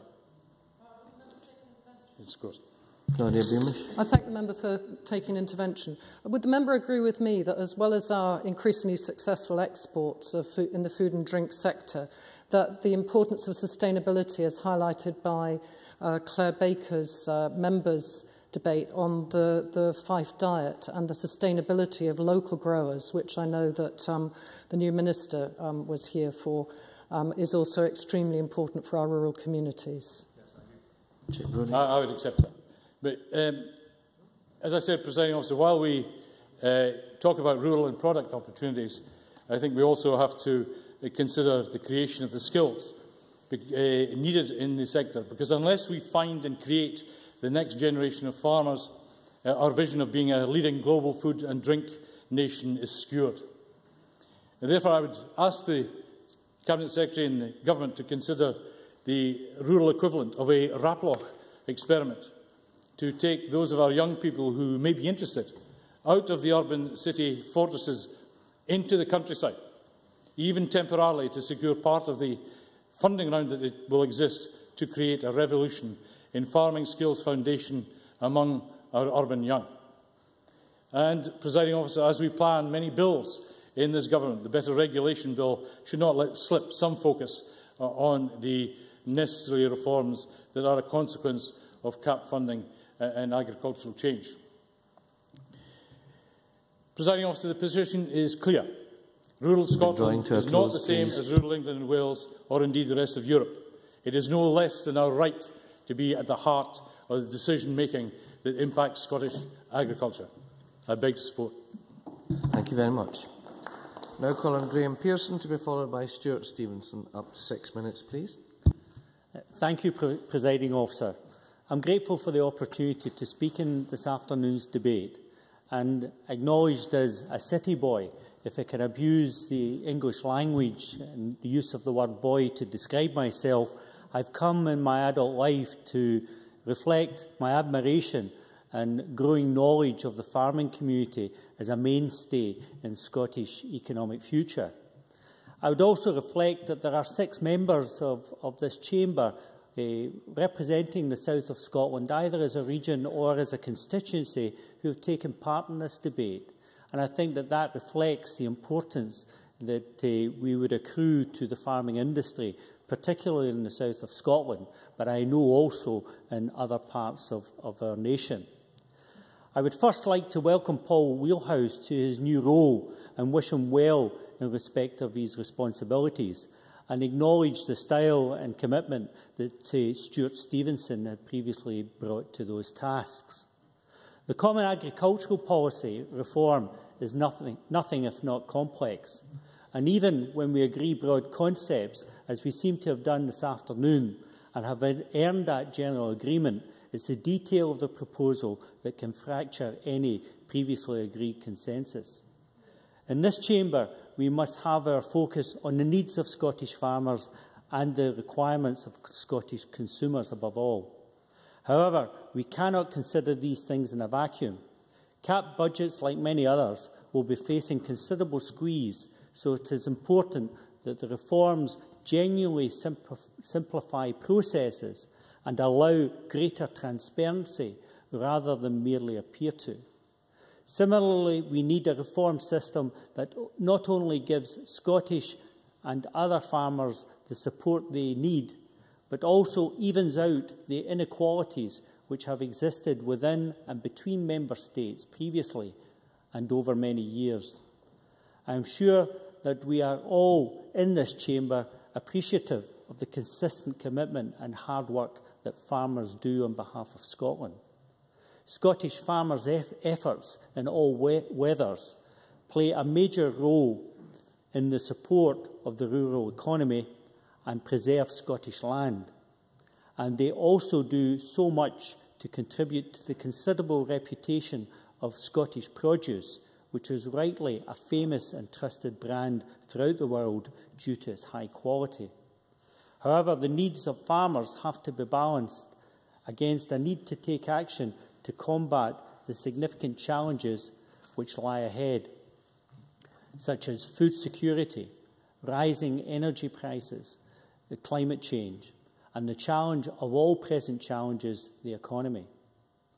Some of the proposals to deal with these issues involve greening Pillar 1. Whilst there seems to be a broad support for such measures, it is essential that such proposals involve enough flexibility to respond to the specific local needs across Scotland. The 3 main greening proposals at present are maintaining permanent pasture, crop diversification, and maintaining an ecological focus area. These proposals may work in significant parts of the 27 member states of the EU, but they are, in application, too prescriptive and inflexible to work successfully across Scotland. That said, it would be hopeful, given that agriculture is so different across the various climates and terrains of the European Union, we will not be the only ones concerned about the overly prescriptive detail within the proposals. As many have said before, it is very important that the UK Government represents the whole of the UK in these negotiations to achieve a fairer distribution of Pillar 2 funding. And in turn, we must do what we can to push the UK Government to secure Scottish farmers a fairer and more proportionate share of the funding available to the UK to help address the lower per hectare share that Scotland has received in previous periods. These are important negotiations that will contribute to the shape of farming in Scotland until 2020 and beyond. It is therefore unfortunate that the Prime Minister's recent reshuffle changed significant positions at DEFRA, given the importance and prolonged nature of these CAP reform negotiations. It is also unfortunate, given that, by all accounts, the Cabinet Secretary for Rural Affairs and the Environment and the previous Minister of State at DEFRA, Jim Pace, were able to work well together, that new relationships will now have to be built while negotiations are progressing. There is therefore a heavy responsibility attached to the Cabinet Secretary to build cooperative working with his new opposite number at UK level to achieve a successful outcome for the farming community across Scotland. Finally, I would hope that future policy, both at Scottish and UK levels, will deliver a position for us that secures our farmers returning to a past situation which ensured that Britain was capable of feeding itself in a world likely to be subject of a continuing uncertainty in terms of food. Our farmers must be encouraged to produce food sustainably and of a quality, but at a price the public can afford. And I support Claire Berker's amendment to the motion. Many thanks. I now call on Stuart Stevenson to be followed by Willie Coffey. Thank you very much, Presiding Officer. And let me, like others, start by drawing members' attention to my ownership of a registered agricultural holding. It is of a mere 3 acres and is used intermittently by a farming neighbour for his sheep. I derive no income or grants as a result of owning it. It is a shame, but there we are. Let me thank members for the kind words that I've received. I noted Jim Hume and Dave Stewart's remarks, and I will particularly value Graham Pearson's description of me as having style and commitment. It runs second to what Bill Aitken said of me in October 2006. Some humour is so good it's written down and preserved. And Bill was getting very frustrated with me, and he said that Stuart Stevenson is a very special person. He can trace his ancestry all the way back to his mother. So more work, more of these humorous insults, and they'll get into my memoirs. I think a number of people around the Chamber have referred to the broader impact of CAP reform and indeed of agriculture. It isn't simply a narrow sectional interest. It's something of substantial interest, yes, to many of my farming constituents and to farmers right across Scotland. But there is a substantial economic multiplier associated with farming. There's a supply chain for equipment, labour, advice services, fertiliser, abattoirs, markets, veterinary services, and so much more. But the whole of Scotland actually depends on the environment of which our farmers are the custodians. The visible countryside is very little to do with nature, almost entirely to do with active, intelligent land management. And the Common Agricultural Policy of the European Union underpins land managers' ability to do their job. But however, it can also often be seen as running counter to good land management, which has been informed in local specific circumstances by long experience indeed. Let me refer to Jim Hume's amendment. I think it's a very important amendment because it captures something very important indeed, which you may not have realised I would interpret in the way I'm about to. It urges Scottish ministers to engage fully in negotiations to secure a sufficient transition period and a good deal for Scotland under new CAP. Now, all Scottish ministers who operate in Europe have very substantial engagement, and indeed I just did a wee sum during the course of this debate. In my period as a minister since May last year, I have spoken with ministers of 17 out of the 27 European Union members, and I'm sure the Cabinet Secretary will exceed that if he was to do similar sums, and that's true right across the case. There are just to correct Claire Baker, 28 countries involved in the CAP negotiation, not 27, although there are only 27 going to be voting on it, because Croatia, who will be joining the European Union in the next year, is already sitting at the table. Would that 29th place was occupied by Scotland, that would increase the number of votes and influence that the British Isles as a whole had over the process, and would lead to better outcomes for everyone. And I think in his amendment, Jim Hume actually captures perfectly that Scotland should be sitting fully engaged in negotiations at the top table. But of course, for the first, after the first election of a sovereign Scottish Government in 2016, then we can be engaged fully voting in the decision-making corridors of power.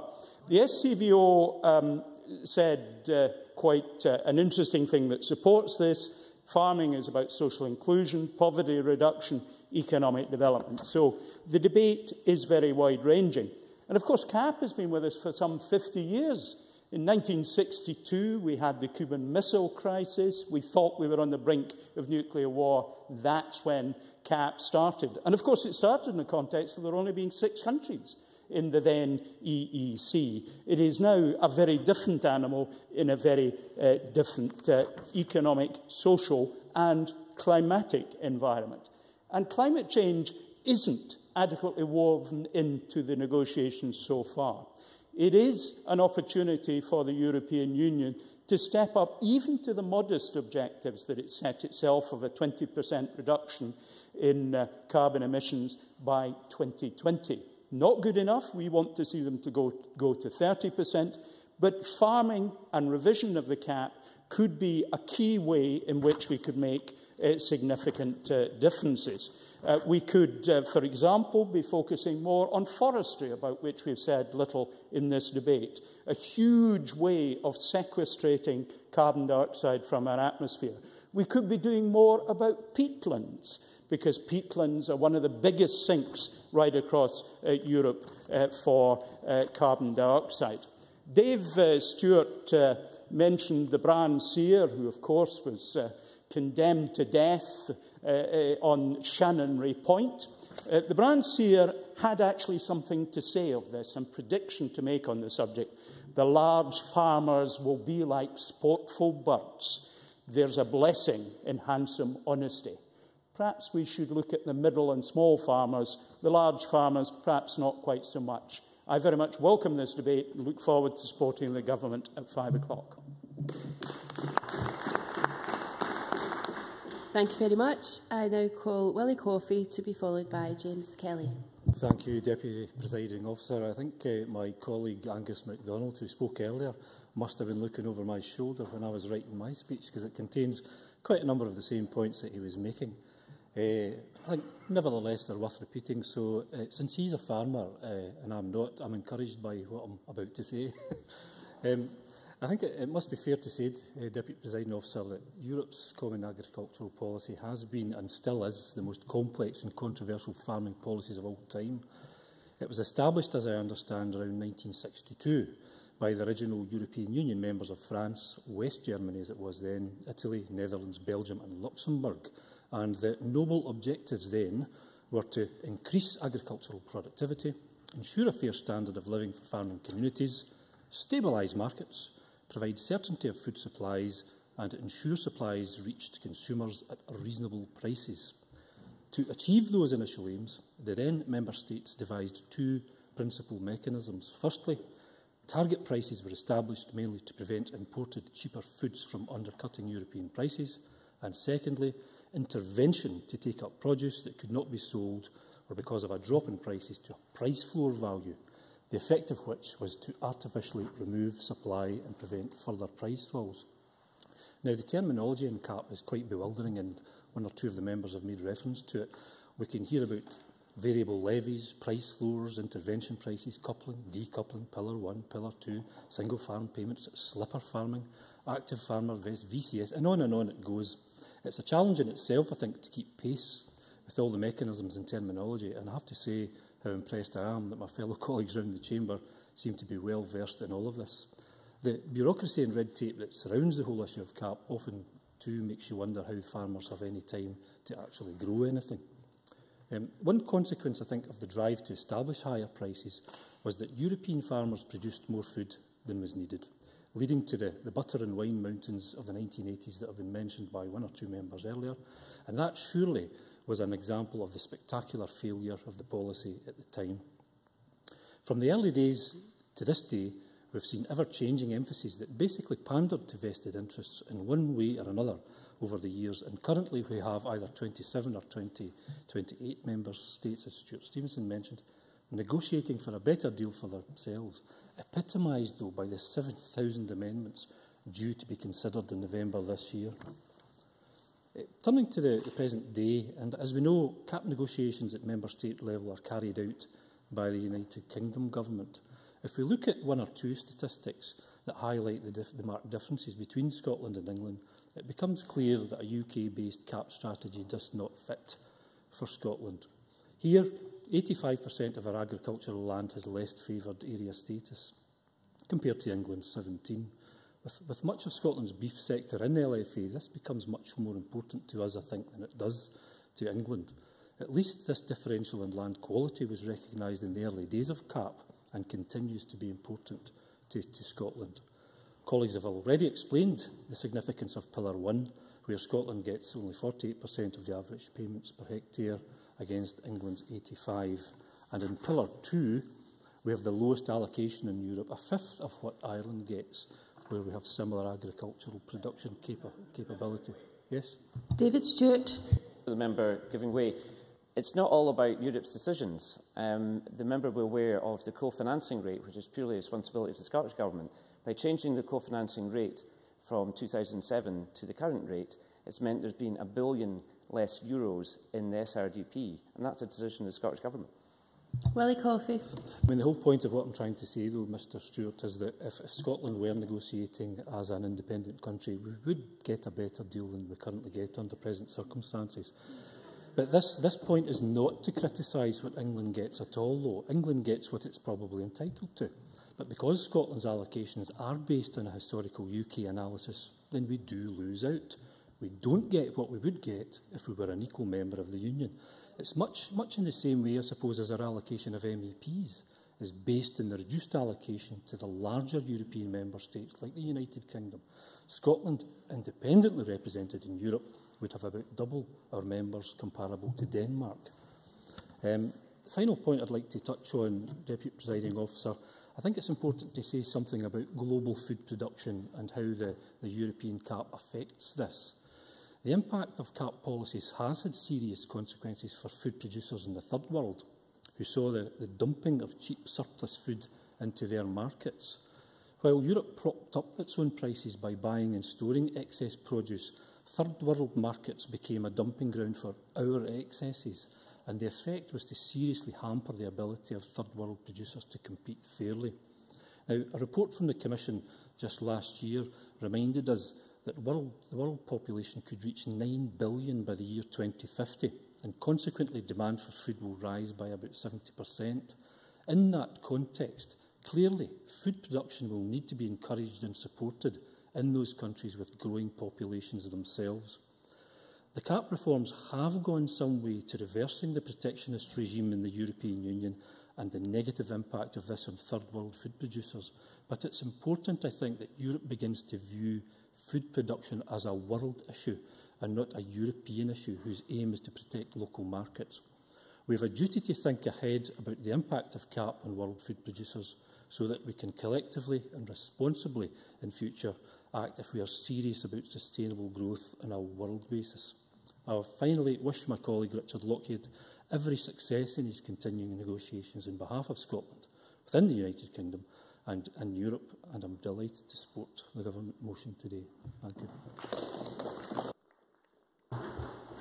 Thank you very much. And I now call James Kelly to be followed by Dave Thompson. Thank you very much, Deputy Presiding Officer. I have to say that in my 5.5 years as an MSP, this is the first time that I've participated in a rural affairs and agriculture debate. And as ever, when you drift into a new policy area, you find out new things that come up in the debate. I mean, I didn't know, for example, that Alec Ferguson had a cuddly side. And I don't know if I want to test that assertion too far. But I do have, although I represent very much an urban constituency, I do have a number of farms on the outskirts of that constituency. And in coming to the debate today, I did sort of consider the issues and, consider a bit like Chuck Brodie, the implications, for the economy. And I'm very aware that I've got a Vion food processing plant in my constituency, which employs nearly 400 workers. And it not only makes a vital contribution in my constituency, but throughout the Scottish economy. And obviously, the impact of where the food comes from for that plant is a direct benefit to the economy, and it has a link far and away from its Cambuslang base. And obviously, we've seen more recently in the potential closure of halls, and everybody's very much aware of that in the chamber and the impact that not only has in the local area, but has throughout Scotland. So I think that demonstrates how important the rural economy is, and why this is such an important debate, that we get a proper and efficient CAP. And I think it's also worthwhile pointing out that you might perhaps characterise MSPs like myself representing urban areas and thinking of rural areas as just simply farms full of cows and sheep. But it's quite clear in speaking to members, listening to the contributions and examining the briefings, that the rural areas during an economic downturn sometimes can have the problems we experience in other areas, but magnified. So there will be unemployment, there'll be poverty, there'll be vulnerable areas. And I think this debate is important to bring that to the fore. So against that backdrop, I think it is important that as not just this Parliament, but the other parliaments look at CAP reform, that we produce a system that is robust, is fair, and benefits the public as well as supporting the economy.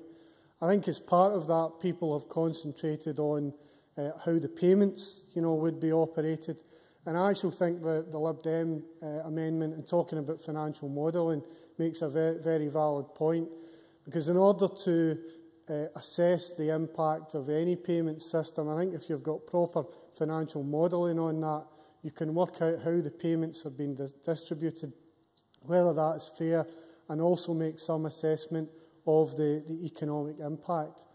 I also feel very much in tune with those who have spoken about the importance of making sure that the payments are tied more closely to farms where active farming is taking place. If we want a real benefit from farming and farms throughout Scotland, then we must ensure that the farms where farming is taking place and is beginning to grow and prosper, then that is supported. Sure, I give way to Margaret MacDonald. Margot MacDonald. Thank you, Presiding Officer. From one city slicker to another, I think we're both interested in the wide sweep of strategy and policy. And at a time when France, which has always been the driver of the European CAP, when France has great problems, does the member have much hope that we're going to see a fundamental transfer of resources from France to other parts of the EU? James Kelly. Well, that is the big issue as part of this debate, that we get a CAP that is fair, not just to this country, but to all countries, so that in terms of the European Union, we have a farming policy throughout Europe that benefits everybody and therefore benefits the nations as a whole. One of the areas that strikes me as a bit odd, being an outsider to the debate, is the treatment of new entrants. Whereas in other economic debates we seem to be doing everything that we can, quite rightly, to support start-up businesses and to get them into the economy. It seems that in terms of farms, there are some barriers there to new entrants, particularly in relation to the payment system. And one of the examples in the committee report related to the age limits, and the fact there was an age limit on it. And that did seem a bit odd to me. It seems to me that we should be doing everything we can to support new entrants so that we can get them into the system and therefore build new farms, and so that we've then got a sustainable future.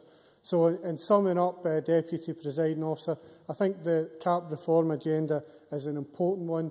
It's important for the economies, for our economy, but it's also important for the communities, particularly the rural communities throughout Scotland, that we can sustain and develop them throughout the rest of the 21st century. Thank you very much. Now I call Dave Thompson. Thank you, Presiding Officer. I too would like to welcome Paul Wheelhouse to his new ministerial post, and thank Stuart Stevenson for all the work he did in that position before Paul. The issue of CAP reform is one where Scotland does have distinctive needs, and it is vital that these are recognised by the UK Government. A report commissioned by the Royal Society of Edinburgh in 2008 highlighted the worrying tendency of the UK Government to present a position on CAP that takes no account of the priorities of the devolved administrations. And Owen Patterson, the new Environment Secretary in London, has confirmed this by signalling that the UK Government will seek to accelerate this drive towards a free market in the CAP. Now, this is not the view in Scotland, the other devolved administrations and most of the rest of the EU. Patterson has stated that, and I quote, "I would like to see the McSharry and Fischler reports carried to their logical conclusions, which is that the production of food should be left to my farmers to decide according to the market."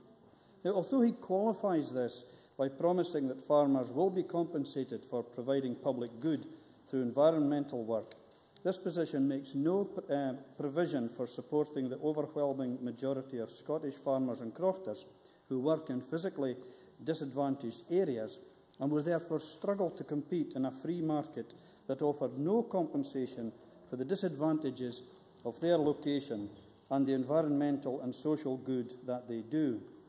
And nowhere is this more true than in my constituency of Skylochaber and Badenoch. The current proposals from the Commission include a requirement that 3 different types of crops be grown on each holding to qualify for support. This measure could be particularly challenging for Scottish farmers and crofters to satisfy, as many in livestock areas may only grow a couple of fields of spring barley or maize, and 55% of Scottish agricultural land is used for rough grazing. The National Union of Farmers in Scotland have criticised these Commission proposals as being far too simplistic for the more mixed farming that is predominant in Scotland. And these differences between the agriculture industry in Scotland and England demonstrate the need for a strong Scottish voice in the EU CAP negotiations. While the UK Government championing the principle of a free market in agriculture, we cannot trust that the distinctive Scottish needs will be represented. Even Tessian-Chielis, the European Agricultural Commissioner, echoed these concerns when he called for the UK Government to recognise the Scottish and Welsh specificities. Presiding Officer, CAP reform is certainly necessary, and the current system is far from perfect. In the last reform of CAP, the pressing concern was overproduction, whereas it is now clear that the world of the 21st century faces many different challenges, not least among them the ever-increasing demand for food from a rapidly growing population across the world. In this context, it is crucial that we defend Scotland's levels of production, which are not only vital for the people who work in agriculture, especially in less favoured areas, but will also provide Scotland's long-term food security. In an increasingly volatile world economy, and when population growth continues to strain existing production, we must be thinking about the long-term security of Scotland's food supplies. Scotland is currently in a relatively strong position and does not face the challenges that that many developing countries and others do to provide enough food for their populations. But that does not mean we should be complacent about this issue. A market without support for farmers and crofters would leave many struggling to compete solely because we happen to have more difficult land and some distance from our markets. Such a development would lead to us relying on imports for a larger proportion of our needs, a situation which would leave us at the mercy of a world market where demand for food is only going to increase. As we move from the current less favoured classification to the new areas of natural constraints criteria, we must also ensure that the system is flexible enough to recognise the different levels of disadvantage that land can face in order to permit differentiated levels of support based on needs. The move to a new system will inevitably entail some redistribution of support and all the instability that this will cause, but it is necessary. In all of this, we must ensure that our farmers and crofters do not lose out and that Scotland's voice is heard. Scotland does have different priorities and different needs to the rest of the UK. That has become clear this afternoon, and I think there is general agreement across this chamber on that. It's therefore vital that we ensure that these distinctive needs are given voice in the negotiations so that the reformed CAP does not disadvantage our crofters and farmers, and in turn our nation. Richard Lochhead is certainly up to the job, but I have doubts about Owen Patterson. I just hope that he will listen to the wise counsel of our Cabinet Secretary and those from the other devolved nations so that our people can continue to benefit from the superb food production of our hills, glens and straths. Thank you very much. That concludes the open part of the debate, and we now turn to the closing speeches. Can I call on Jim Hume, first of all, with a generous 6 minutes? Mr Hume. Thank you, Deputy Presiding Officer. I think we've had a constructive debate this afternoon, mostly.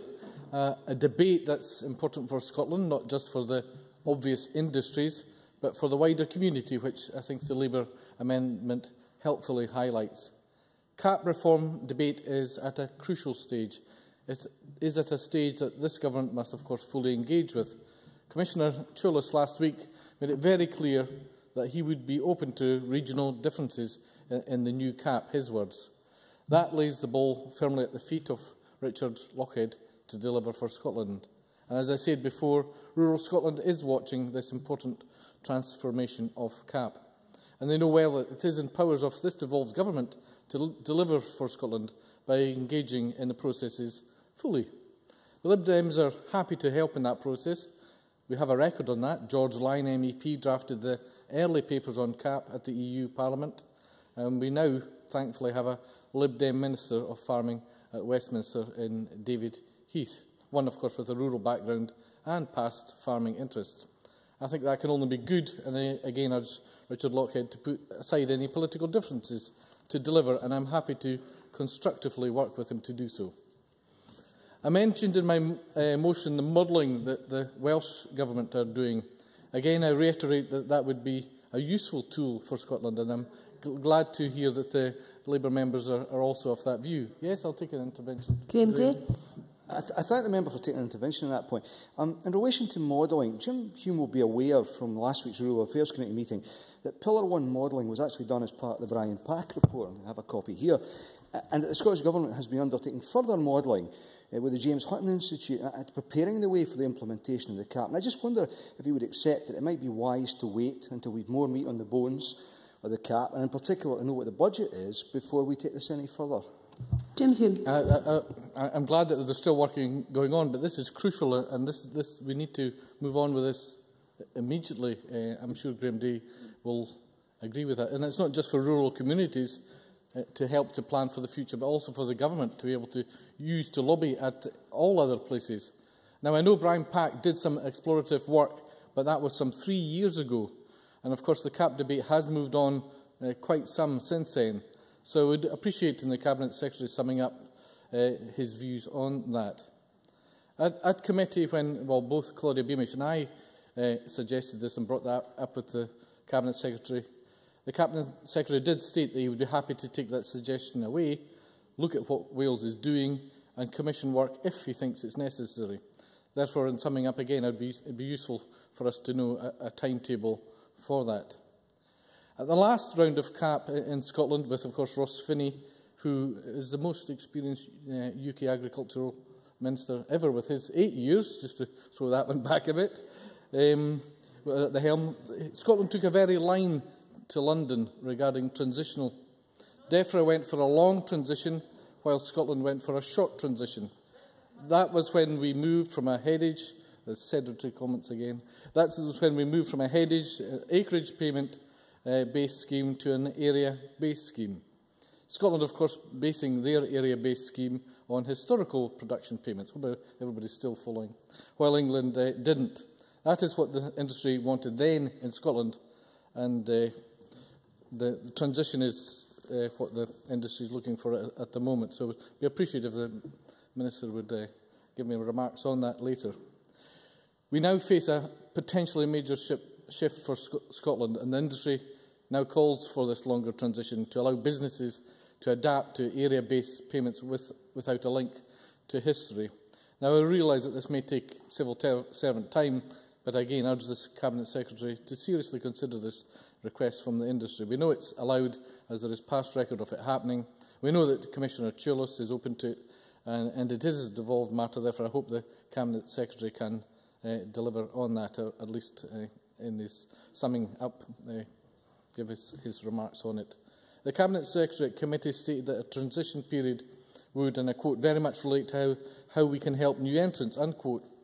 But that needn't be the case. The problem for new entrants to date has been there has been used mandatory dates, but if we go for a national reserve, that runs for the full term of CAP, the next CAP of course, then we can help new entrants at any time and not be concerned regarding dates and lines in the sand.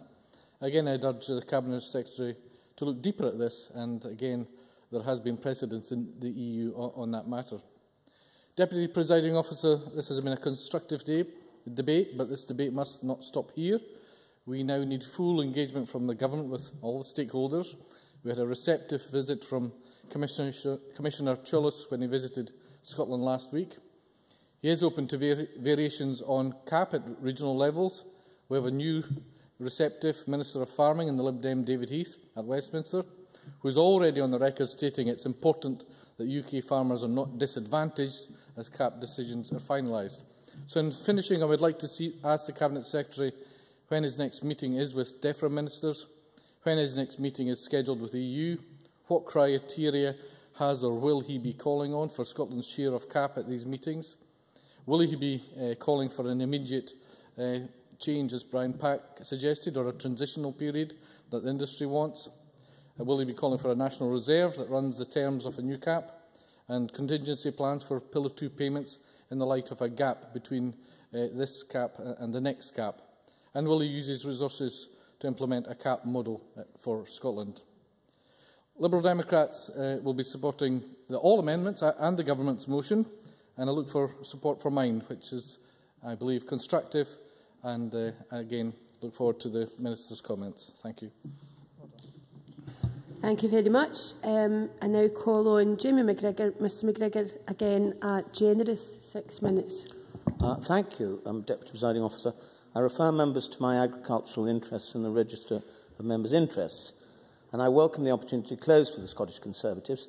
I also thank those organisations that have provided useful briefings for today's debate.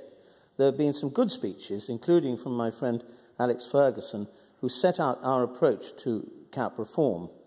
And there's been consensus between speakers of all parties on a number of key issues, with support across most of the Chamber for the retention of the direct payments, which are so vital to so many of our farmers and crofters, and for LFA, now called National Constraint Payments, to retain primacy over the SRDP, over the life of the next SRDP.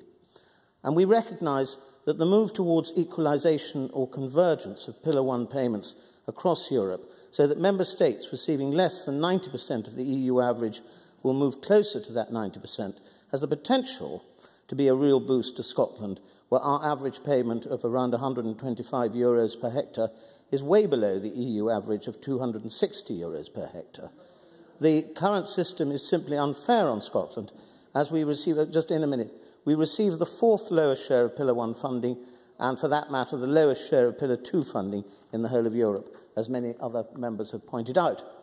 The convergence must also be reflected within nation states as well as between them, and this means a better deal for Scotland compared with the current system in the other nations of the UK, and a larger rural development fund going forward.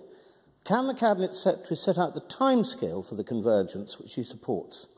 Does he agree with us that the transition period should be as long as possible so farmers and crofters can adapt to new systems of support, something that Commissioner Ciolos seemed willing to agree to on his visit to Scotland last week? We also support calls for a continuing national reserve, and not just a one-year one. We need one which can support new businesses and those locked out of the present historic-based single-farm payment. On the issue of the Rural Development Programme, the National Farmers Union of Scotland are entirely correct when they call for more accessible schemes with easier application and inspection processes. What farmers and crofters, especially the small-scale operators, require are practical, user-friendly options which involve the very minimum of bureaucracy. This should apply across all agricultural support schemes, and this point was made to me recently very strongly in discussions with Sybil McPherson of the National Sheep Association. And for all parts of rural development support, ministers must be ready to have bridging arrangements in place until the new scheme is coming on. On LFAS, which is crucial to my region of the Highlands, and Islands, of course, we also agree with the National Farmers Union of Scotland that the new areas of natural constraint system should be built on the principle of LFAS, with support going to those most in need of it, subject to an appropriate stocking requirements to ensure continual agricultural activity. The retention of stock numbers in marginal hill and island farms and crofts is critically important, and targeting some direct support to protect production will also be required. And I'm glad to see the inclusion of deer farmers as legitimate recipients of SFP at last. Does the Minister envisage there will be an increase in deer farming in Scotland as a result of this? Now, a number of members have rightly mentioned the growing importance of food security, and I agree with them. Feeding the world's growing population will become a bigger and bigger issue in the future. I can take an intervention now, if you like. Dave Thompson. I thank the member very much for taking the intervention. He mentioned the convergence towards the 90%, and I'm sure he would agree it would be great if Scotland's farmers and crofters were at 90%, in Scottish terms. Will he be making representations to Owen Patterson that the UK government will ensure that the payments in Scotland are converging up to the 90% level? Jamie McGregor. I can certainly say that we will do everything we can to bang that particular drum. Now, flexibility has been a theme running through today's debate, and there are many areas where we will require flexibility being embedded in the new proposals so that the reform schemes can be appropriate to Scotland's specific conditions and requirements. And on this point, will the Cabinet Secretary please take on board the concerns of my constituents about the potential exclusion of non-herbaceous forage, such as heather and indeed seaweed, which in some areas is a forage crop for sheep, especially in Shetland and other island areas. If it's excluded from the eligibility criteria, it makes matters very, very unfair for those farmers who farm in those areas. I said in January's debate on the same subject that getting the cap right, getting the reform right, and getting the fairest possible deal for Scotland are critical to the future of farms and crofts throughout Scotland and to the communities that depend on them. And this obviously remains the case, and the Cabinet Secretary will have our support if he can achieve this, working closely with the UK Government. I support the amendment in Alex Ferguson's name. Mr Ferguson did ask the Cabinet Secretary who would pay Scottish farm subsidies were we to be an independent state and not a member of the EU? But I didn't hear any answer to that. So could Mr Wheelhouse have a Conservative stab at one in his summing up? Thank you very much. I now call Claudia Beamish again, a generous 8 minutes. Thank you, Presiding Officer.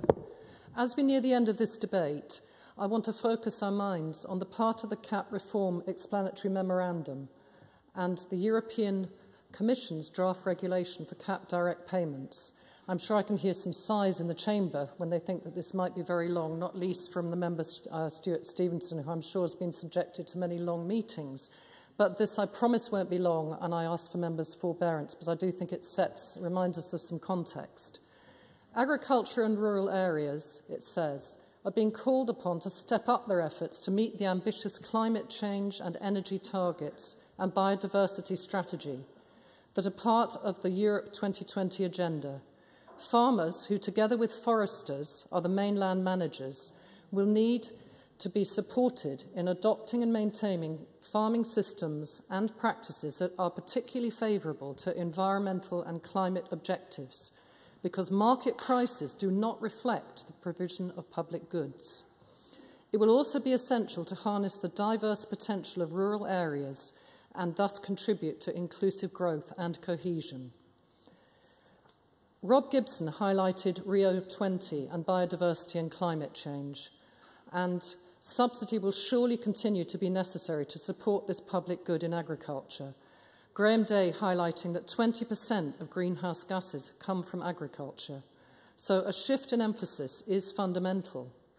Again, Stuart Stevenson I referred to, who had highlighted the need to do more about climate change in relation to forestry and peatlands. I would add that, of course, food production is also, as many members today have said, at the heart of CAP reform. How can we ensure that we correctly balance the further development of our food and drinks exports with the imperative of facilitating connections between growers and local communities so they can access fresh, affordable local produce? I also want to highlight the importance of the land use strategy in setting the context for Scotland for the new CAP reforms. Last week, I attended an event in the Scottish Parliament here, held by Scotland's Future Forum, in collaboration with SNH, SEPA and the Scottish Government. Rethink Our Approach to Wellbeing was the title of the series of events. And this seminar, Thinking About the Environment Differently, looked at why it is treated as a separate category and examined the role environment plays in the quality of individual and community life. These issues must underpin our rural future if we are to make it sustainable. Two specifics.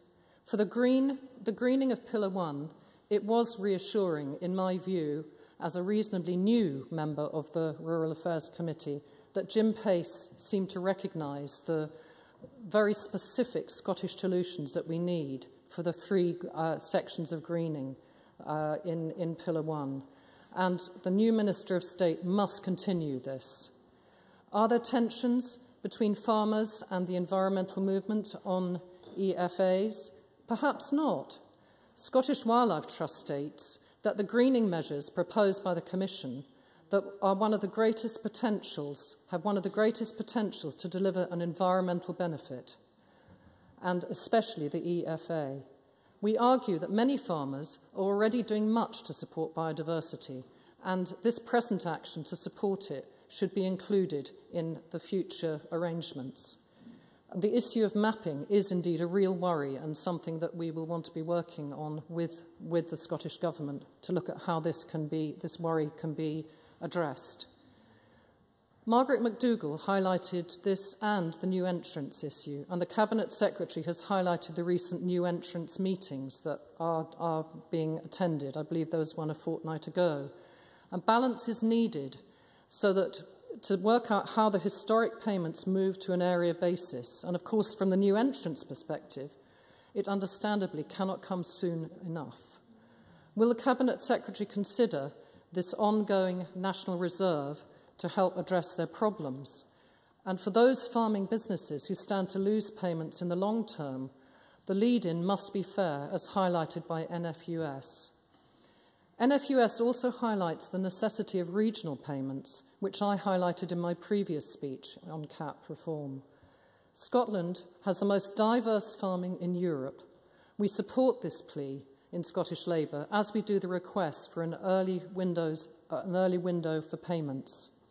Can the Cabinet Secretary outline his present thinking on these issues in his closing remarks, and also on the concerns highlighted to us today by tenant farmers raised by my colleague Claire Baker about the possible consequences of Alan Smith's amendment about slipper farmers, even if these consequences are unintended? NFUS further states that it is, I quote, the EU's proposal of converging payments through Pillar 2 based on objective rather than historic criteria that will significantly improve the amount of money that Scotland has to spend on rural development issues. Stuart Stevenson highlights the economic multiplier of farming, and CAP and SRDP commitments and priorities, in our view, stretch across government departments and also into areas such as health and other rural commitments that are looked at, and even further than that, taking up James Kelly's point, pointing out connections with urban Scotland, including the processing plants. Further, an SNH Scottish Recreation Survey annual report for 2011, published this week, highlights that walking is the people of Scotland's favourite outdoor pastime. This might seem like an obscure point, but where do people like to walk? And how do we try to make sure that this enjoyment connects with the countryside in a real way? One way is to address that concern in the words of Jonathan Wordsworth of the Archaeological Scotland Society, as why is the historic environment and other landscape concerns not integrated into a holistic agri-environment programme for Scotland? Another priority close to my heart and also on my lapel today is saving Scotland's red squirrels, an iconic species.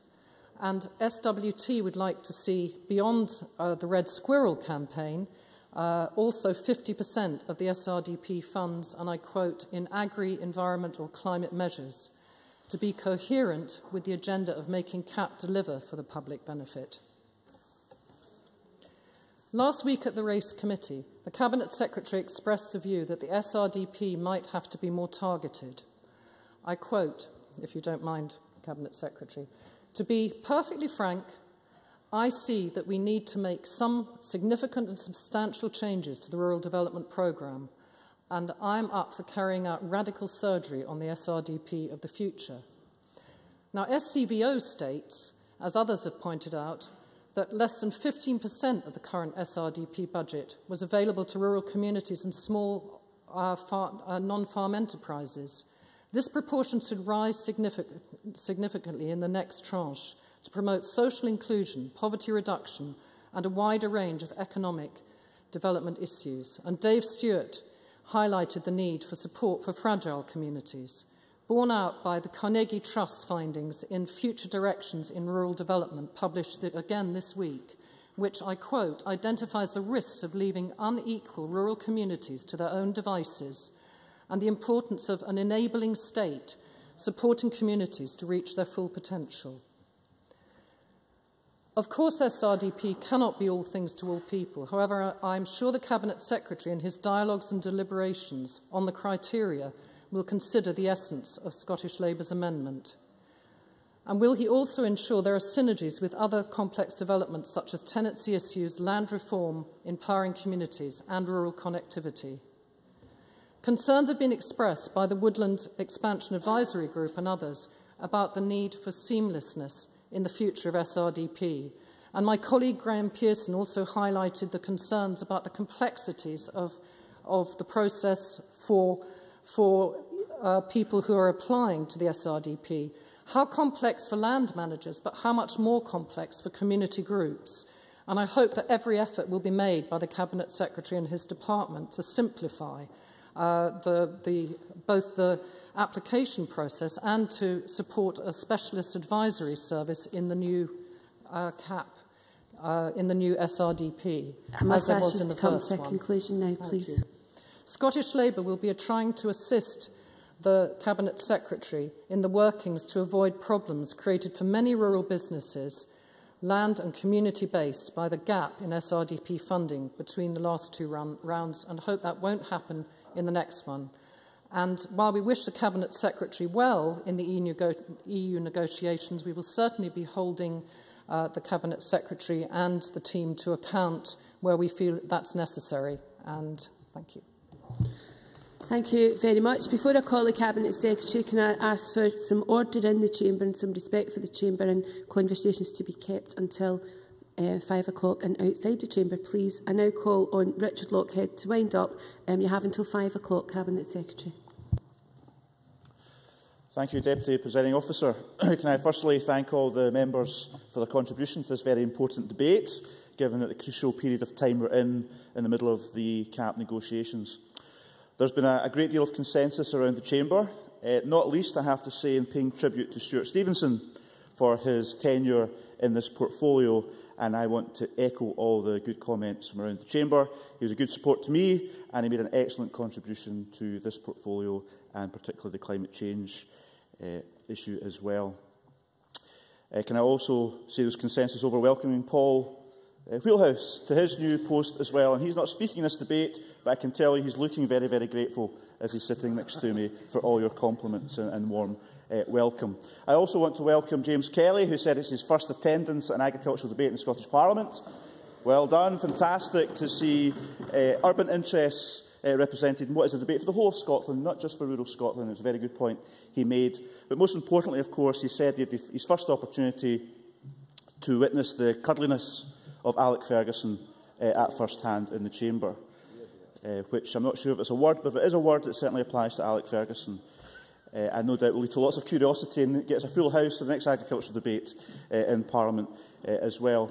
But of course, importantly, there was consensus over the fact that Scotland has some unique qualities and unique asks out of the current negotiations over the new Common Agricultural Policy. Our land quality, our climate, the nature of agricultural activity in Scotland is all unique, and for that reason we need a policy that's suited for Scotland and a policy that has the flexibility for us to allow us to tailor the regulations to Scotland's needs, and that is very, very important. And of course, it is my job and the Scottish Government's job to take our case to the EU, as we are doing. I was there for 3 days this week doing just that, take our case to the UK, which of course we will be doing so as well, and indeed to the other 26 member states, as we've also been doing over recent years in terms of the CAP negotiations. Rob Gibson and indeed others said it was important that we invited the new Secretary of State at DEFRA, Owen Paterson, to Scotland to see for himself the unique challenges we do face in terms of Scottish agriculture. And I can inform the Chamber that's exactly what I did at our meeting earlier this week. I explained to the Secretary of State most welcome to come to Scotland and perhaps visit a Scottish hill farm to see some of the unique challenges that many parts of Scotland face. And of course, I actually said to him if he did come to Scotland, I would offer him a dram as a temptation to come here. Of course, distilled with good Scottish malting barley grown by our farmers in this country. And also, of course, it will be a Speyside dram, but also in terms of consensus, I want to turn to the amendments. The Scottish Government will be supporting all the amendments today in the spirit of consensus. I think they do make points which we certainly agree with. I want to direct some specific comments, of course, to Jim Hume's amendment, which we will be supporting. However, I do want to point out to the Liberal Democrats and others in the Chamber that, of course, we're going to be carrying out more modelling in the future. And whilst Jim Hume uses the Welsh example of the modelling that's taking place there, I would gently point out the Welsh are doing that to catch up with the modelling already carried out by Scotland in terms of the impact of future the agricultural policies. Jim Hume. Thank you. I thank the Minister for taking my intervention. In that modelling, would that be open modelling that will be available to all and sundry so that they can actually plan for their own businesses, or will it be modelling purely for civil servants? Cabinet Secretary. Well, of course we'll make the results of any modelling available to the industry in due course, but of course we need to first of all find out what exactly the new Common Agricultural Policy is going to look like. In terms of some of the issues that were raised, can I just take this point? In terms of some of the issues that were raised, the transition period, of course, is a major concern to many members. There's two dimensions to the transition. Firstly, there's the potential gap year when we don't actually have a new common agricultural policy. We have the old one, which will have to be extended for a further year, and we will not have a rural development programme essentially for a year. Therefore, we'll have to look domestically extending some of the existing programmes to allow continuity. Expenditure will continue in agri-environment schemes. I mentioned before, in terms of LEADER, that will continue as well, help for new entrants, and of course the important LFAS scheme as well. We are very confident it will continue through the gap years. But the other dimension to transition, which is very, very important for the industry, which many members have raised, is the transition from the historic payments to area payments, which I appreciate is causing a great deal of anxiety. Yes. Margaret MacDonald. I thank the Minister for giving way, and before he goes on to develop his thesis, could you tell us at this stage whether or not he is hopeful that there will be a proper renegotiation of GAP and the sort of modernisation we've looked for before, or if he thinks that it might slip back a bit as usual, and if it does, will he consider EFTA? Cabinet Secretary. I can only repeat what I said to Alec Ferguson in his opening remark, which was, as I sit there at the Council of Ministers in Brussels and Luxembourg, it ain't Scotland that the other member states want to eject from the room. We have a lot of good friends, and it's preposterous that to think at the moment the European Union are welcoming Croatia to join. The idea that they would not want Scotland to be around the same table is absolutely preposterous. But in terms of the transition, moving from the historic to the area basis of payment is, of course, a big anxiety, as I said. Now, the one reason why we have to change the new system is because of currently excluded sectors, but more importantly, new entrants. Now, the length of transition will be guided to what extent we can allow new entrants to benefit from farming payments which are available to other farmers carrying out the same kind of activities. It is unfair that farmers are currently paid based on what they were doing in 2002 and 2012. Therefore, the idea, perhaps laid out by the NFU's briefing, which many members referred to, that we should extend the transition to effectively 2022-2023, as is suggested by the briefing sent out, can anyone seriously look their constituents in the eye and say that they are going to pay CAP support to a farmer in 2022 based on the activity they were carrying out in 2002? I don't think so, and I think that would be unfair to new entrants who joined in the intervening period. We have to get a level playing field, and we have to get that level playing field as soon as possible. But I have said, of course, if new entrants get help from day one of the new CAP, then clearly we can have a transition period for the rest of the industry over that period. But I don't think 8 years or so is a realistic timescale. We have to do it a bit quicker than that. But we'll be guided by the negotiations. Briefly. Ferguson. Absolutely. I'm grateful. Very briefly. Would you agree, nonetheless, Cabinet Secretary, that the front-loading of the counter-agents is hugely disadvantageous and will lead to look to a more linear transition? Cabinet Secretary.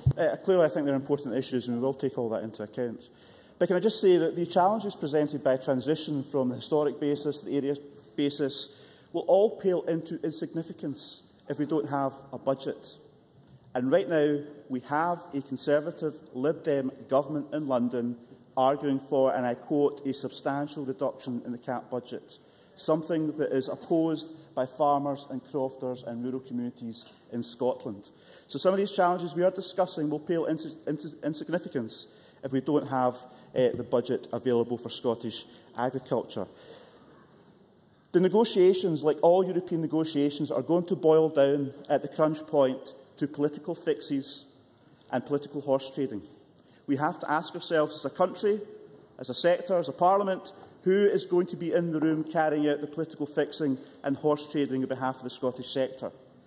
At the moment, it's Owen Paterson who has two motivations politically. Firstly, he does not believe in public intervention. He wants a free market.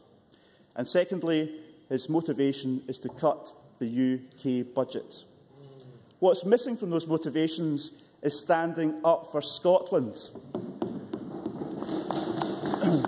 So this is the big threat. And for those who think that Scotland's had adequate representation from the UK in the past, just have to look at some of the themes of this debate, which as currently, thanks to the negotiations from past UK governments, we have the fourth lowest level of Pillar 1 direct payment support in the whole of Europe. and we have the lowest level of Pillar 2 Excuse me, Cabinet Secretary, rural there's development far funding. too much noise and laughing. Could you please settle down and let the Cabinet Secretary finish? So for those of the Labour Party who are laughing at the moment at the fact that Scotland gets the 4th lowest level of funding in the whole of Europe and the lowest level of rural funding in the whole of Europe, please bear in mind that has been negotiated by their previous governments and Conservative governments in the past as well, and we're looking for a better deal next time round. So it really is important who is speaking up for Scotland. I'm sorry, I'm running out of time. It really is important who is speaking up for Scotland at these negotiations. We will do our utmost to influence Europe, to influence other member states, to influence the UK government, but the best deal for Scotland would be to be in that room speaking for ourselves, speaking for Scottish farmers and crofters. We'd have a voice and we'd have a better budget. That would be the results for rural Scotland. But finally, this is going to be a complex process. We've spoken today about the co-decision for the first time between the European Parliament and the Council of Ministers. We've spoken about the fact there are 7,000 amendments down from the European Parliament alone, and we have to wade through that in the coming weeks and months, which is not going to be a simple task. So we're not going to get everything we want, and we have to compromise with 27 member states, the European Parliament and all the various requirements from all these countries. But we will do our best to fight for Scotland. This is not just about negotiations, it's about the future of Scottish agriculture. It's about the fact that we want to be able to continue to feed the people of Scotland and help feed the rest of the world as well. It's about supporting a rural economy, not just the farmers or crofters, the marts, the hauliers, the meat processing industry and many of the other sectors mentioned by members today. That's what it's all about. We would deliver a much better deal for Scotland if we had a bigger say in Europe to help deliver a better common agricultural policy for Scotland. But in the meantime, this government will fight tooth and nail for farmers and crofters in Scotland, and we really want the whole support of the whole Parliament so we can get the best deal possible for the future of Scotland and the future of our rural communities and agricultural sector. That concludes the debate on the Common Agricultural Policy. We now move to decision time. There are 4 questions to be put as a result of today's business. The first question is amendment number 4263.1 in the name of Claire Baker, which seeks to amend motion number 4263 in the name of Richard Lochhead on the Common Agricultural Policy be agreed to. Are we all agreed? The amendment is therefore agreed to. The next question is amendment number 4263.3 in the name of Alec Ferguson, which seeks to amend motion number 4263 in the name of Richard Lochhead on the Common Agricultural Policy be agreed to. Are we all agreed? The amendment is therefore agreed to. The next question is amendment number 4263.2 in the name of Jim Hume, which seeks to amend motion number 4263 in the name of Richard Lochhead on the Common Agricultural Policy be agreed to. Are we all agreed? The amendment is therefore agreed to. The next question is that motion number 4263 in the name of Richard Lochhead, as amended multiply, on the Common Agricultural Policy be agreed to. Are we all agreed? The motion is therefore agreed to. That concludes decision time. I now close this meeting.